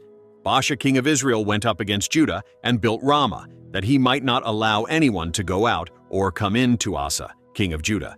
Then Asa took all the silver and the gold that were left in the treasures of the house of Yahweh and the treasures of the king's house, and delivered them into the hand of his servants. And King Asa sent them to Ben-Hadad, the son of Tabraman, the son of Hezion, king of Syria, who lived at Damascus, saying, "There is a league between me and you, between my father and your father. Behold, I have sent to you a present of silver and gold. Go, break your league with Baasha king of Israel, that he may depart from me." Ben-Hadad listened to King Asa, and sent the captains of his armies against the cities of Israel, and struck Ijon, and Dan, and Abel-Beth-Maachah, and all Chinneroth, with all the land of Naphtali. It happened, when Baasha heard of it, that he left off building Ramah, and lived in Tirzah. Then King Asa made a proclamation to all Judah. None was exempted, and they carried away the stones of Ramah and its timber with which Baasha had built. And King Asa built there with Geba of Benjamin and Mizpah. Now the rest of all the acts of Asa, and all his might, and all that he did, and the cities which he built, aren't they written in the book of the Chronicles of the kings of Judah? But in the time of his old age he was diseased in his feet. Asa slept with his fathers, and was buried with his fathers in the city of David his father, and Jehoshaphat his son reigned in his place. Nadab the son of Jeroboam began to reign over Israel in the 2nd year of Asa king of Judah, and he reigned over Israel 2 years. He did that which was evil in the sight of Yahweh, and walked in the way of his father, and in his sin with which he made Israel to sin. Baasha the son of Ahijah, of the house of Issachar, conspired against him, and Baasha struck him at Gibbethon, which belonged to the Philistines, for Nadab and all Israel were laying siege to Gibbethon. Even in the 3rd year of Asa king of Judah did Baasha kill him, and reigned in his place. It happened that, as soon as he was king, he struck all the house of Jeroboam. He didn't leave to Jeroboam any who breathed, until he had destroyed him, according to the saying of Yahweh, which he spoke by his servant Ahijah the Shilonite. For the sins of Jeroboam which he sinned, and with which he made Israel to sin, because of his provocation with which he provoked Yahweh the God of Israel to anger. Now the rest of the acts of Nadab, and all that he did, aren't they written in the book of the Chronicles of the kings of Israel? There was war between Asa and Baasha king of Israel all their days. In the 3rd year of Asa king of Judah began Baasha the son of Ahijah to reign over all Israel in Tirzah, and reigned 24 years. He did that which was evil in the sight of Yahweh, and walked in the way of Jeroboam, and in his sin with which he made Israel to sin. Chapter 16. The word of Yahweh came to Jehu the son of Hanani against Baasha, saying, "Because I exalted you out of the dust, and made you prince over my people Israel, and you have walked in the way of Jeroboam, and have made my people Israel to sin, to provoke me to anger with their sins. Behold, I will utterly sweep away Baasha and his house, and I will make your house like the house of Jeroboam the son of Naboth. Him who dies of Baasha in the city shall the dogs eat, and him who dies of his in the field shall the birds of the sky eat." Now the rest of the acts of Baasha, and what he did, and his might, aren't they written in the book of the Chronicles of the kings of Israel? Baasha slept with his fathers, and was buried in Tirzah, and Elah his son reigned in his place.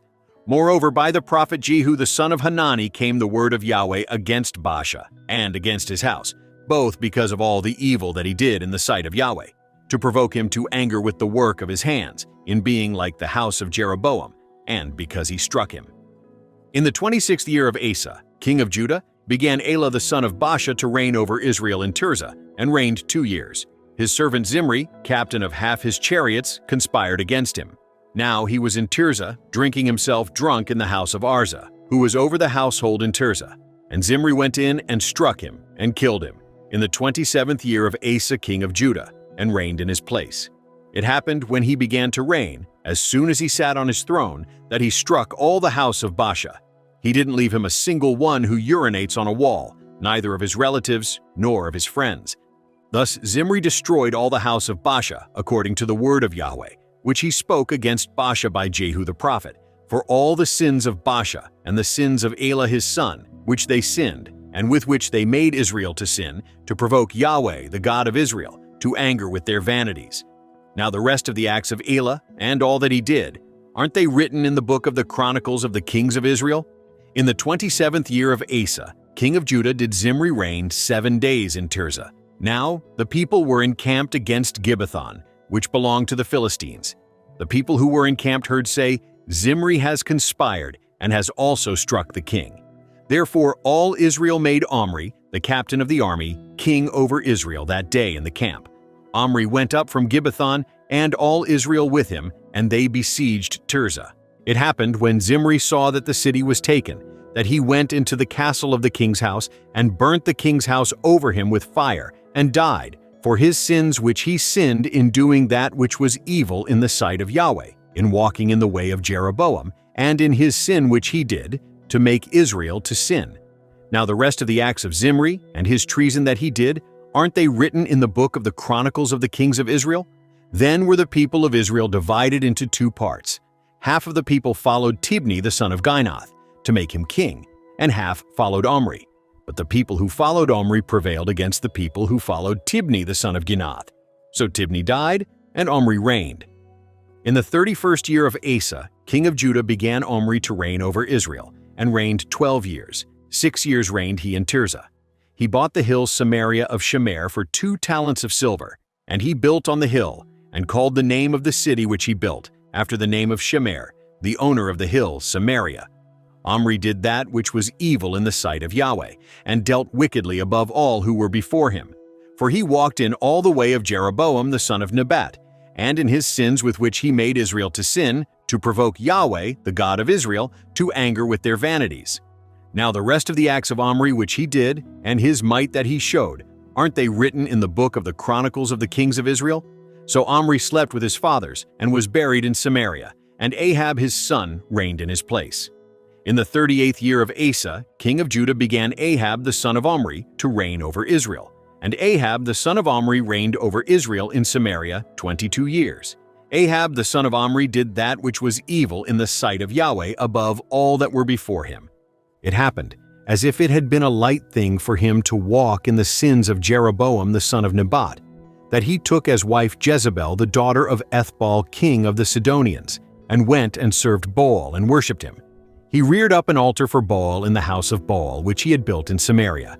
Ahab made the Asherah, and Ahab did yet more to provoke Yahweh, the God of Israel, to anger than all the kings of Israel who were before him. In his days did Heel the Bethelite build Jericho. He laid its foundation with the loss of Abiram his firstborn, and set up its gates with the loss of his youngest son Segub, according to the word of Yahweh, which he spoke by Joshua the son of Nun. Chapter 17.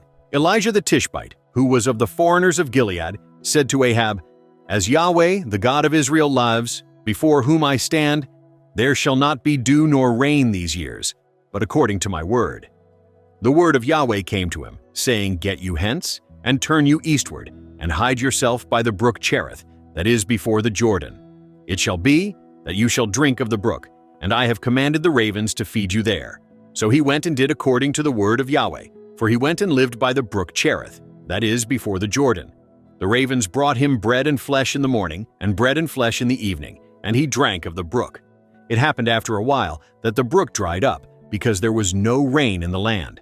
The word of Yahweh came to him, saying, Arise, get you to Zarephath, which belongs to Sidon, and dwell there.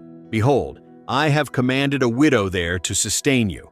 So he arose and went to Zarephath, and when he came to the gate of the city, behold, a widow was there gathering sticks. And he called to her and said, Please get me a little water in a vessel that I may drink.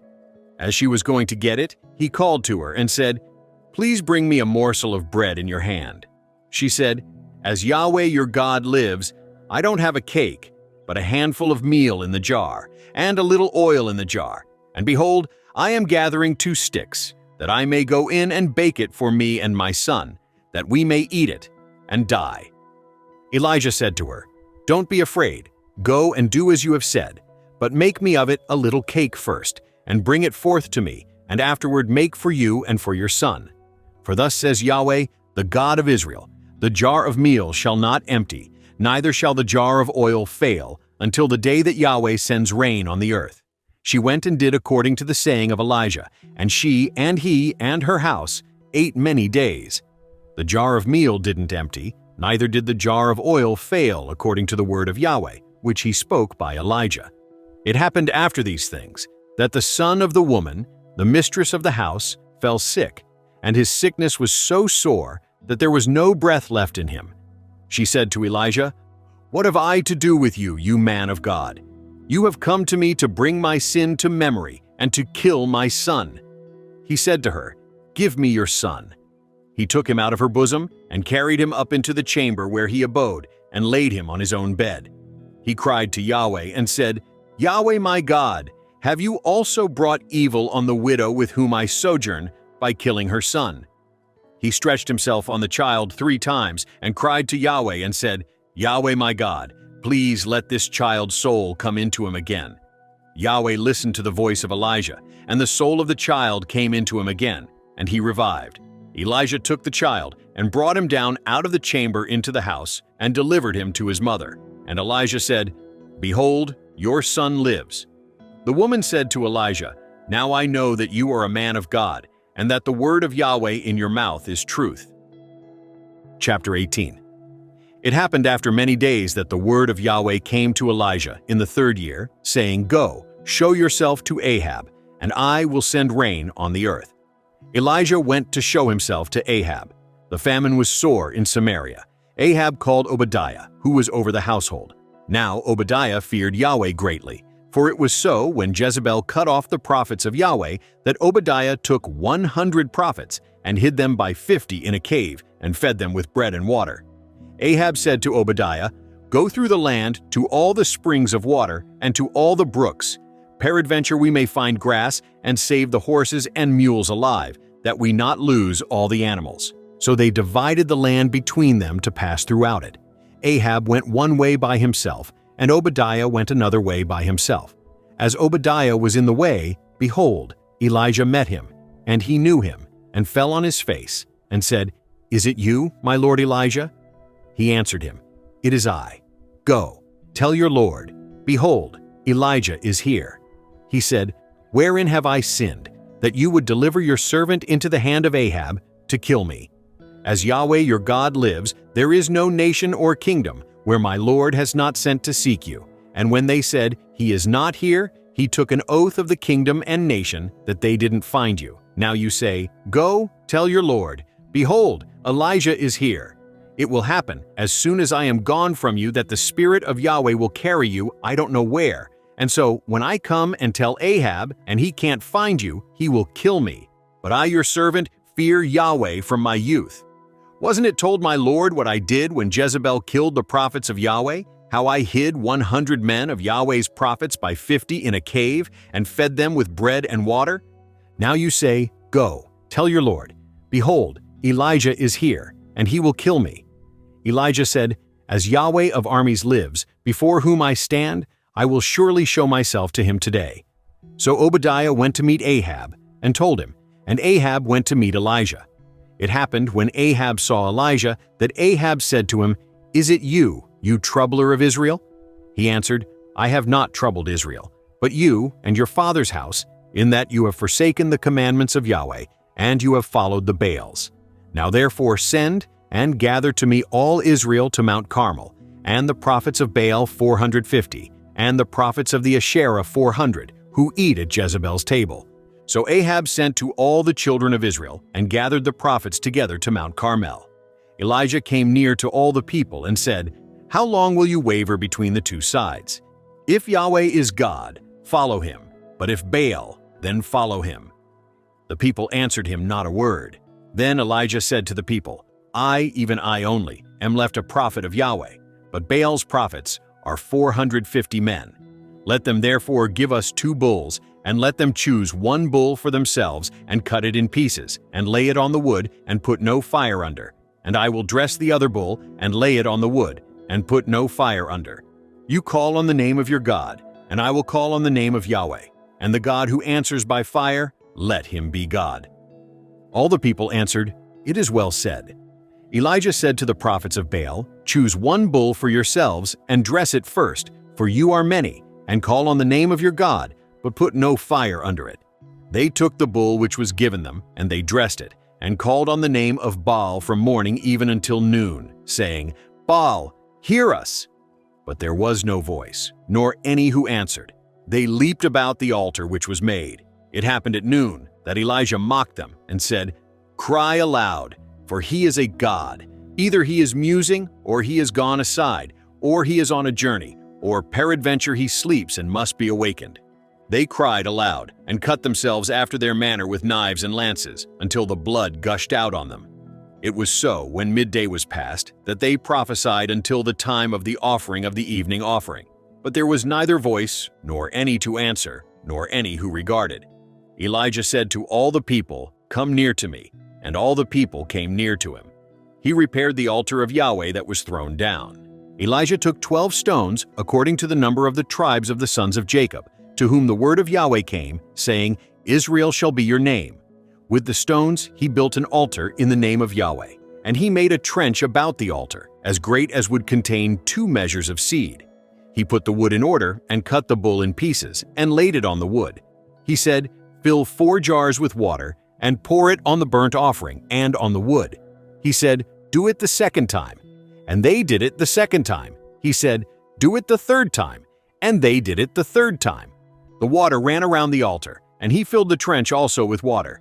It happened at the time of the offering of the evening offering that Elijah the prophet came near and said, "Yahweh, the God of Abraham, of Isaac, and of Israel, let it be known this day that you are God in Israel, and that I am your servant, and that I have done all these things at your word.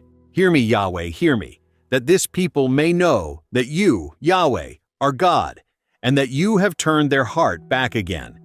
Then the fire of Yahweh fell and consumed the burnt offering, and the wood, and the stones, and the dust, and licked up the water that was in the trench.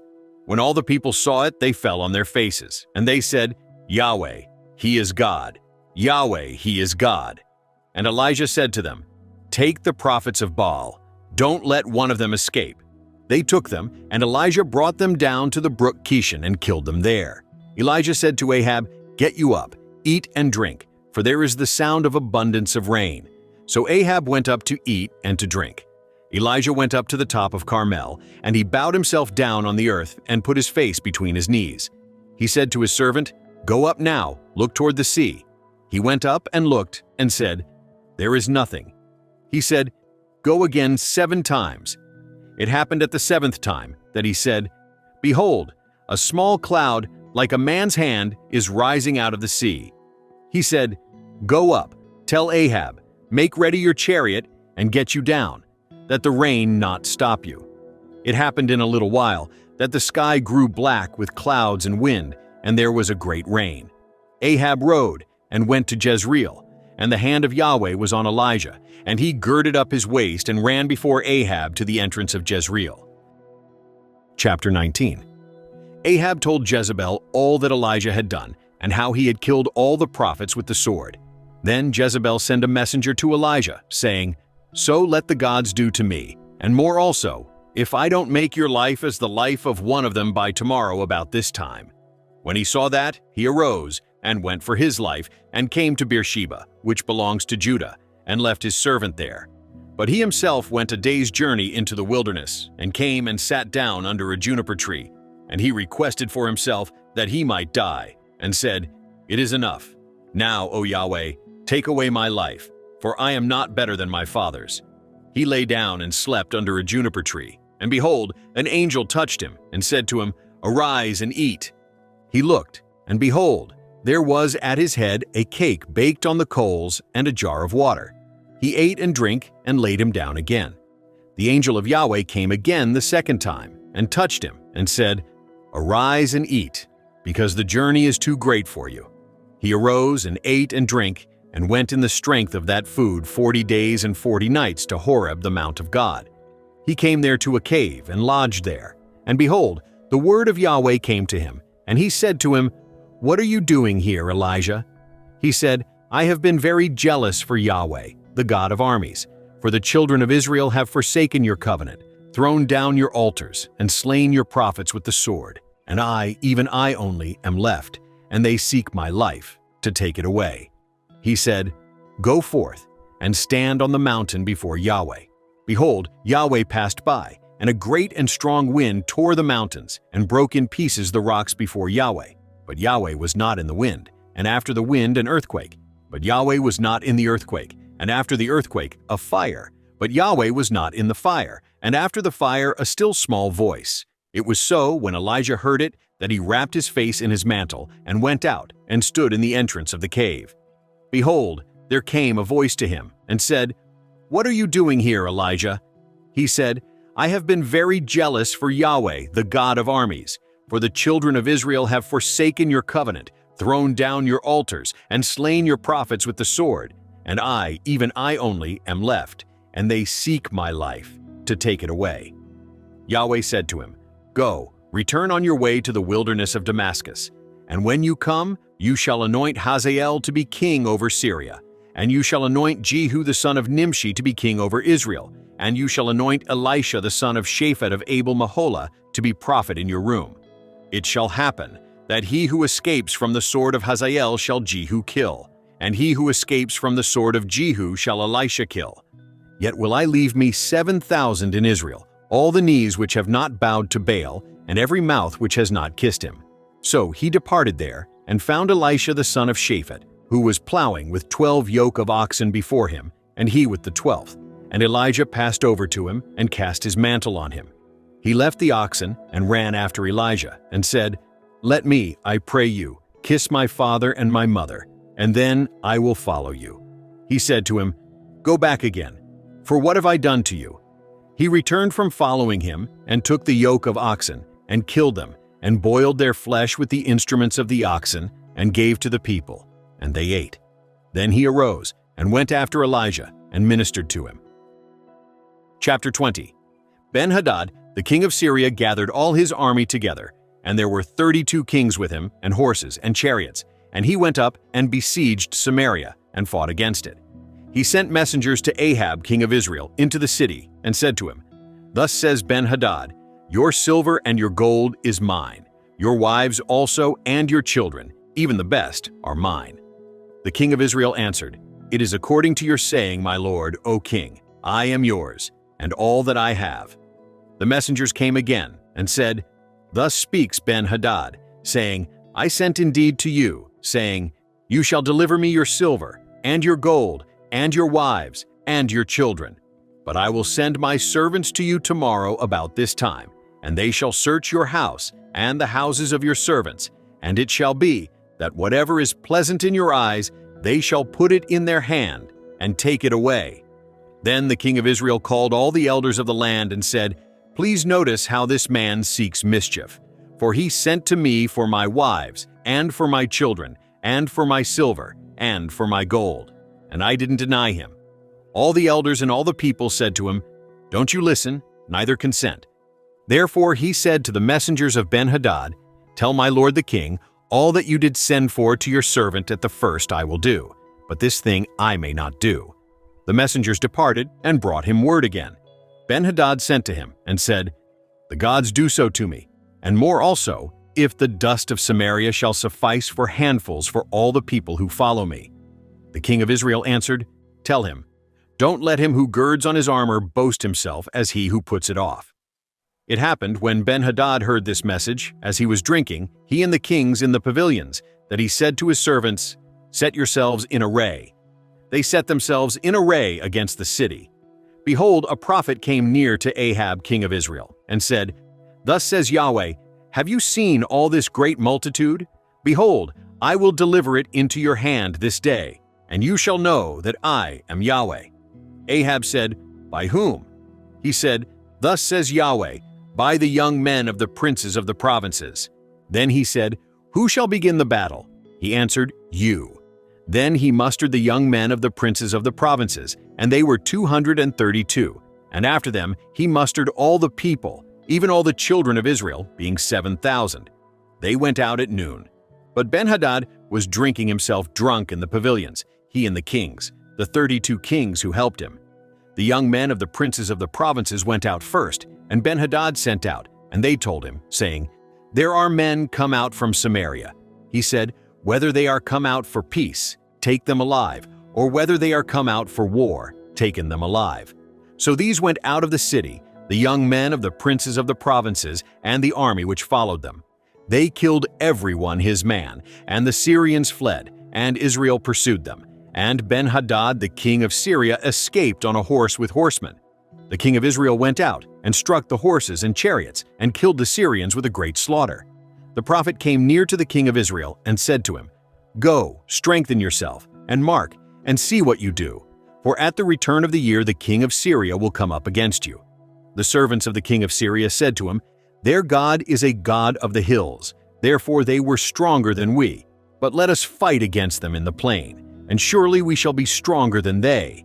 Do this thing, take the kings away, every man out of his place, and put captains in their room, and number you an army, like the army that you have lost, horse for horse, and chariot for chariot, and we will fight against them in the plain, and surely we shall be stronger than they."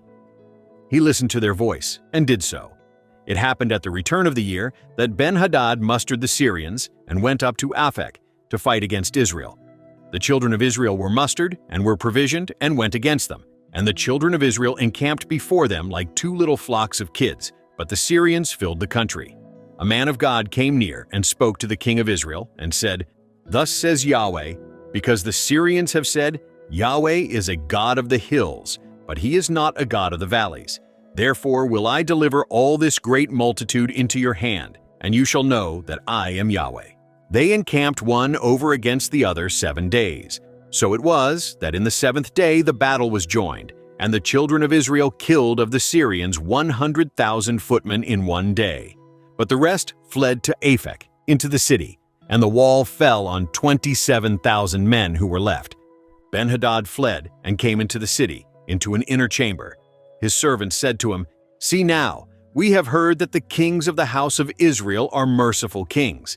Let us, we pray you, put sackcloth on our bodies and ropes on our heads, and go out to the king of Israel. Peradventure he will save your life." So they girded sackcloth on their bodies and put ropes on their heads, and came to the king of Israel, and said, "Your servant Ben-Hadad says, 'Please let me live.'" He said, "Is he yet alive? He is my brother." Now the men observed diligently, and hurried to catch whether it were his mind, and they said, "Your brother Ben-Hadad." Then he said, "Go you, bring him." Then Ben-Hadad came forth to him, and he caused him to come up into the chariot. Ben-Hadad said to him, "The cities which my father took from your father I will restore, and you shall make streets for you in Damascus, as my father made in Samaria. I," said Ahab, "will let you go with this covenant." So he made a covenant with him, and let him go. A certain man of the sons of the prophets said to his fellow by the word of Yahweh, "Please strike me." The man refused to strike him. Then said he to him, "Because you have not obeyed the voice of Yahweh, behold, as soon as you are departed from me, a lion shall kill you." As soon as he was departed from him, a lion found him and killed him. Then he found another man and said, "Please strike me." The man struck him, smiting and wounding him. So the prophet departed and waited for the king by the way, and disguised himself with his headband over his eyes. As the king passed by, he cried to the king, and he said, "Your servant went out into the midst of the battle, and behold, a man turned aside and brought a man to me and said, 'Keep this man. If by any means he be missing, then your life shall be for his life, or else you shall pay a talent of silver.' As your servant was busy here and there, he was gone." The king of Israel said to him, "So your judgment shall be. Yourself have decided it." He hurried and took the headband away from his eyes, and the king of Israel discerned him that he was of the prophets. He said to him, "Thus says Yahweh, because you have let go out of your hand the man whom I had devoted to destruction, therefore your life shall go for his life, and your people for his people." The king of Israel went to his house sullen and angry, and came to Samaria. Chapter 21. It happened after these things, that Naboth the Jezreelite had a vineyard, which was in Jezreel, hard by the palace of Ahab king of Samaria. Ahab spoke to Naboth, saying, "Give me your vineyard, that I may have it for a garden of herbs, because it is near to my house, and I will give you for it a better vineyard than it. Or, if it seem good to you, I will give you its worth in money." Naboth said to Ahab, "Yahweh forbid it me, that I should give the inheritance of my fathers to you." Ahab came into his house sullen and angry because of the word which Naboth the Jezreelite had spoken to him, for he had said, "I will not give you the inheritance of my fathers." He laid him down on his bed and turned away his face and would eat no bread. But Jezebel his wife came to him and said to him, "Why is your spirit so sad that you eat no bread?" He said to her, "Because I spoke to Naboth the Jezreelite and said to him, 'Give me your vineyard for money, or else, if it please you, I will give you another vineyard for it.' And he answered, 'I will not give you my vineyard.'" Jezebel his wife said to him, "Do you now govern the kingdom of Israel? Arise and eat bread, and let your heart be merry. I will give you the vineyard of Naboth the Jezreelite." So she wrote letters in Ahab's name and sealed them with his seal, and sent the letters to the elders and to the nobles who were in his city and who lived with Naboth. She wrote in the letters, saying, "Proclaim a fast, and set Naboth on high among the people, and set 2 men, base fellows, before him, and let them testify against him, saying, 'You did curse God and the king.' Then carry him out, and stone him to death." The men of his city, even the elders and the nobles who lived in his city, did as Jezebel had sent to them, according as it was written in the letters which she had sent to them. They proclaimed a fast, and set Naboth on high among the people. The 2 men, the base fellows, came in and sat before him, and the base fellows bore witness against him, even against Naboth, in the presence of the people, saying, "Naboth did curse God and the king." Then they carried him forth out of the city and stoned him to death with stones. Then they sent to Jezebel, saying, "Naboth is stoned and is dead." It happened when Jezebel heard that Naboth was stoned and was dead, that Jezebel said to Ahab, "Arise, take possession of the vineyard of Naboth the Jezreelite, which he refused to give you for money, for Naboth is not alive, but dead." It happened when Ahab heard that Naboth was dead, that Ahab rose up to go down to the vineyard of Naboth the Jezreelite to take possession of it. The word of Yahweh came to Elijah the Tishbite, saying, "Arise, go down to meet Ahab king of Israel, who dwells in Samaria. Behold, he is in the vineyard of Naboth, where he is gone down to take possession of it. You shall speak to him, saying, 'Thus says Yahweh, have you killed and also taken possession?' You shall speak to him, saying, 'Thus says Yahweh, in the place where dogs licked the blood of Naboth shall dogs lick your blood, even yours.'" Ahab said to Elijah, "Have you found me, my enemy?" He answered, "I have found you, because you have sold yourself to do that which is evil in the sight of Yahweh. Behold, I will bring evil on you, and will utterly sweep you away, and will cut off from Ahab everyone who urinates against a wall, and him who is shut up, and him who is left at large in Israel. And I will make your house like the house of Jeroboam the son of Nebat, and like the house of Baasha the son of Ahijah, for the provocation with which you have provoked me to anger, and have made Israel to sin." Of Jezebel also spoke Yahweh, saying, "The dogs shall eat Jezebel by the rampart of Jezreel. Him who dies of Ahab in the city the dogs shall eat, and him who dies in the field shall the birds of the sky eat." But there was none like Ahab, who did sell himself to do that which was evil in the sight of Yahweh, whom Jezebel his wife stirred up. He did very abominably in following idols, according to all that the Amorites did, whom Yahweh cast out before the children of Israel. It happened when Ahab heard those words that he tore his clothes and put sackcloth on his flesh, and fasted, and lay in sackcloth, and went softly. The word of Yahweh came to Elijah the Tishbite, saying, "See you how Ahab humbles himself before me? Because he humbles himself before me, I will not bring the evil in his days, but in his son's days will I bring the evil on his house." Chapter 22. They continued 3 years without war between Syria and Israel. It happened in the 3rd year that Jehoshaphat the king of Judah came down to the king of Israel. The king of Israel said to his servants, "You know that Ramoth-Gilead is ours, and we are still, and don't take it out of the hand of the king of Syria?" He said to Jehoshaphat, "Will you go with me to battle to Ramoth-Gilead?" Jehoshaphat said to the king of Israel, "I am as you are, my people as your people, my horses as your horses." Jehoshaphat said to the king of Israel, "Please inquire first for the word of Yahweh." Then the king of Israel gathered the prophets together, about 400 men, and said to them, "Shall I go against Ramoth-Gilead to battle, or shall I forbear?" They said, "Go up, for the Lord will deliver it into the hand of the king." But Jehoshaphat said, "Isn't there here a prophet of Yahweh besides, that we may inquire of him?" The king of Israel said to Jehoshaphat, "There is yet one man by whom we may inquire of Yahweh, Micaiah the son of Imlah. But I hate him, for he does not prophesy good concerning me, but evil." Jehoshaphat said, "Don't let the king say so." Then the king of Israel called an officer and said, "Get quickly Micaiah the son of Imlah." Now the king of Israel and Jehoshaphat the king of Judah were sitting each on his throne, arrayed in their robes, in an open place at the entrance of the gate of Samaria, and all the prophets were prophesying before them. Zedekiah the son of Chenaanah made him horns of iron, and said, "Thus says Yahweh, with these you shall push the Syrians until they are consumed." All the prophets prophesied so, saying, "Go up to Ramoth-Gilead and prosper, for Yahweh will deliver it into the hand of the king." The messenger who went to call Micaiah spoke to him, saying, "See now, the words of the prophets declare good to the king with one mouth. Please let your word be like the word of one of them, and speak you good." Micaiah said, "As Yahweh lives, what Yahweh says to me, that will I speak." When he was come to the king said to him, "Micaiah, shall we go to Ramoth-Gilead to battle, or shall we forbear?" He answered him, "Go up and prosper, and Yahweh will deliver it into the hand of the king." The king said to him, "How many times shall I adjure you that you speak to me nothing but the truth in the name of Yahweh?" He said, "I saw all Israel scattered on the mountains, as sheep that have no shepherd. And Yahweh said, These have no master. Let them return every man to his house in peace." The king of Israel said to Jehoshaphat, "Didn't I tell you that he would not prophesy good concerning me, but evil?"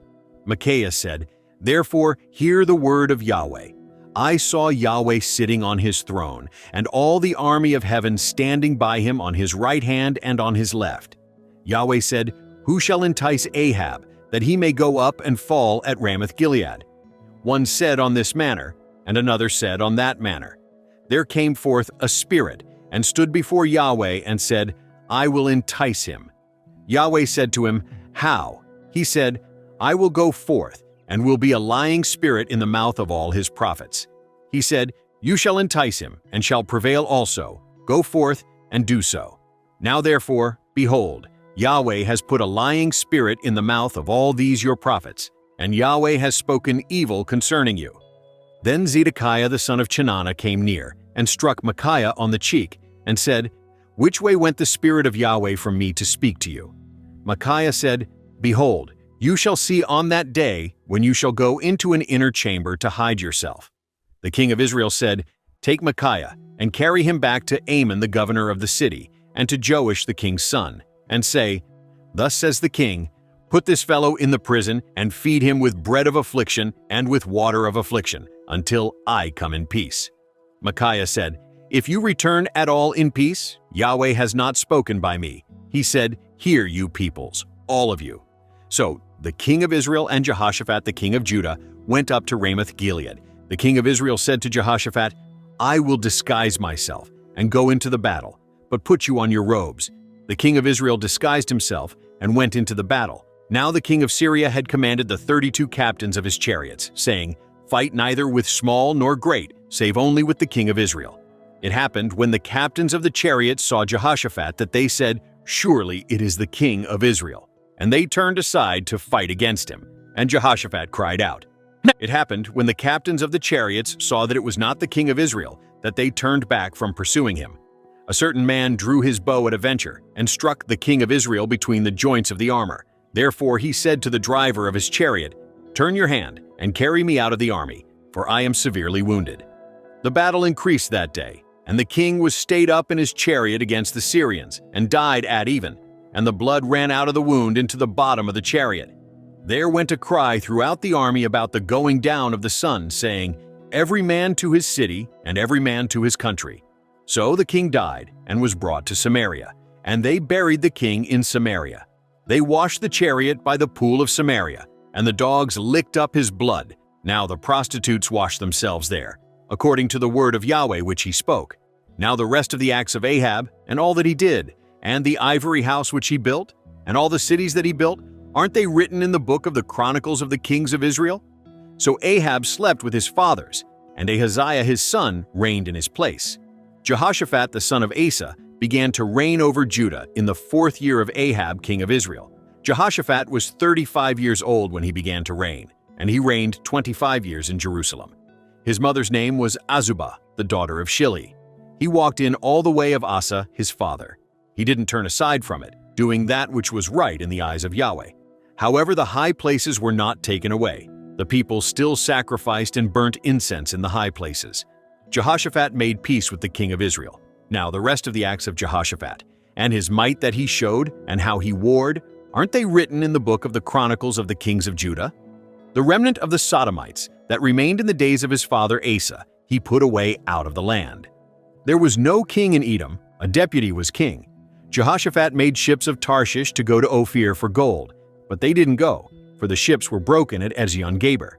Then said Ahaziah the son of Ahab to Jehoshaphat, "Let my servants go with your servants in the ships." But Jehoshaphat would not. Jehoshaphat slept with his fathers, and was buried with his fathers in the city of David his father. Jehoram his son reigned in his place. Ahaziah the son of Ahab began to reign over Israel in Samaria in the 17th year of Jehoshaphat king of Judah, and he reigned 2 years over Israel. He did that which was evil in the sight of Yahweh, and walked in the way of his father, and in the way of his mother, and in the way of Jeroboam the son of Naboth, in which he made Israel to sin. He served Baal and worshipped him, and provoked to anger Yahweh the God of Israel, according to all that his father had done. Thank you for listening. The opinions of our viewers and subscribers are very important to us. We would greatly appreciate it if you could help us to continue and to improve our audible Bible readings and related Christian study aids. Please let us know in the comments below what Bible version or versions you prefer to listen to, and which books of the Bible you would like us to prepare next. Also, please let us know of any other books you would like us to read or review.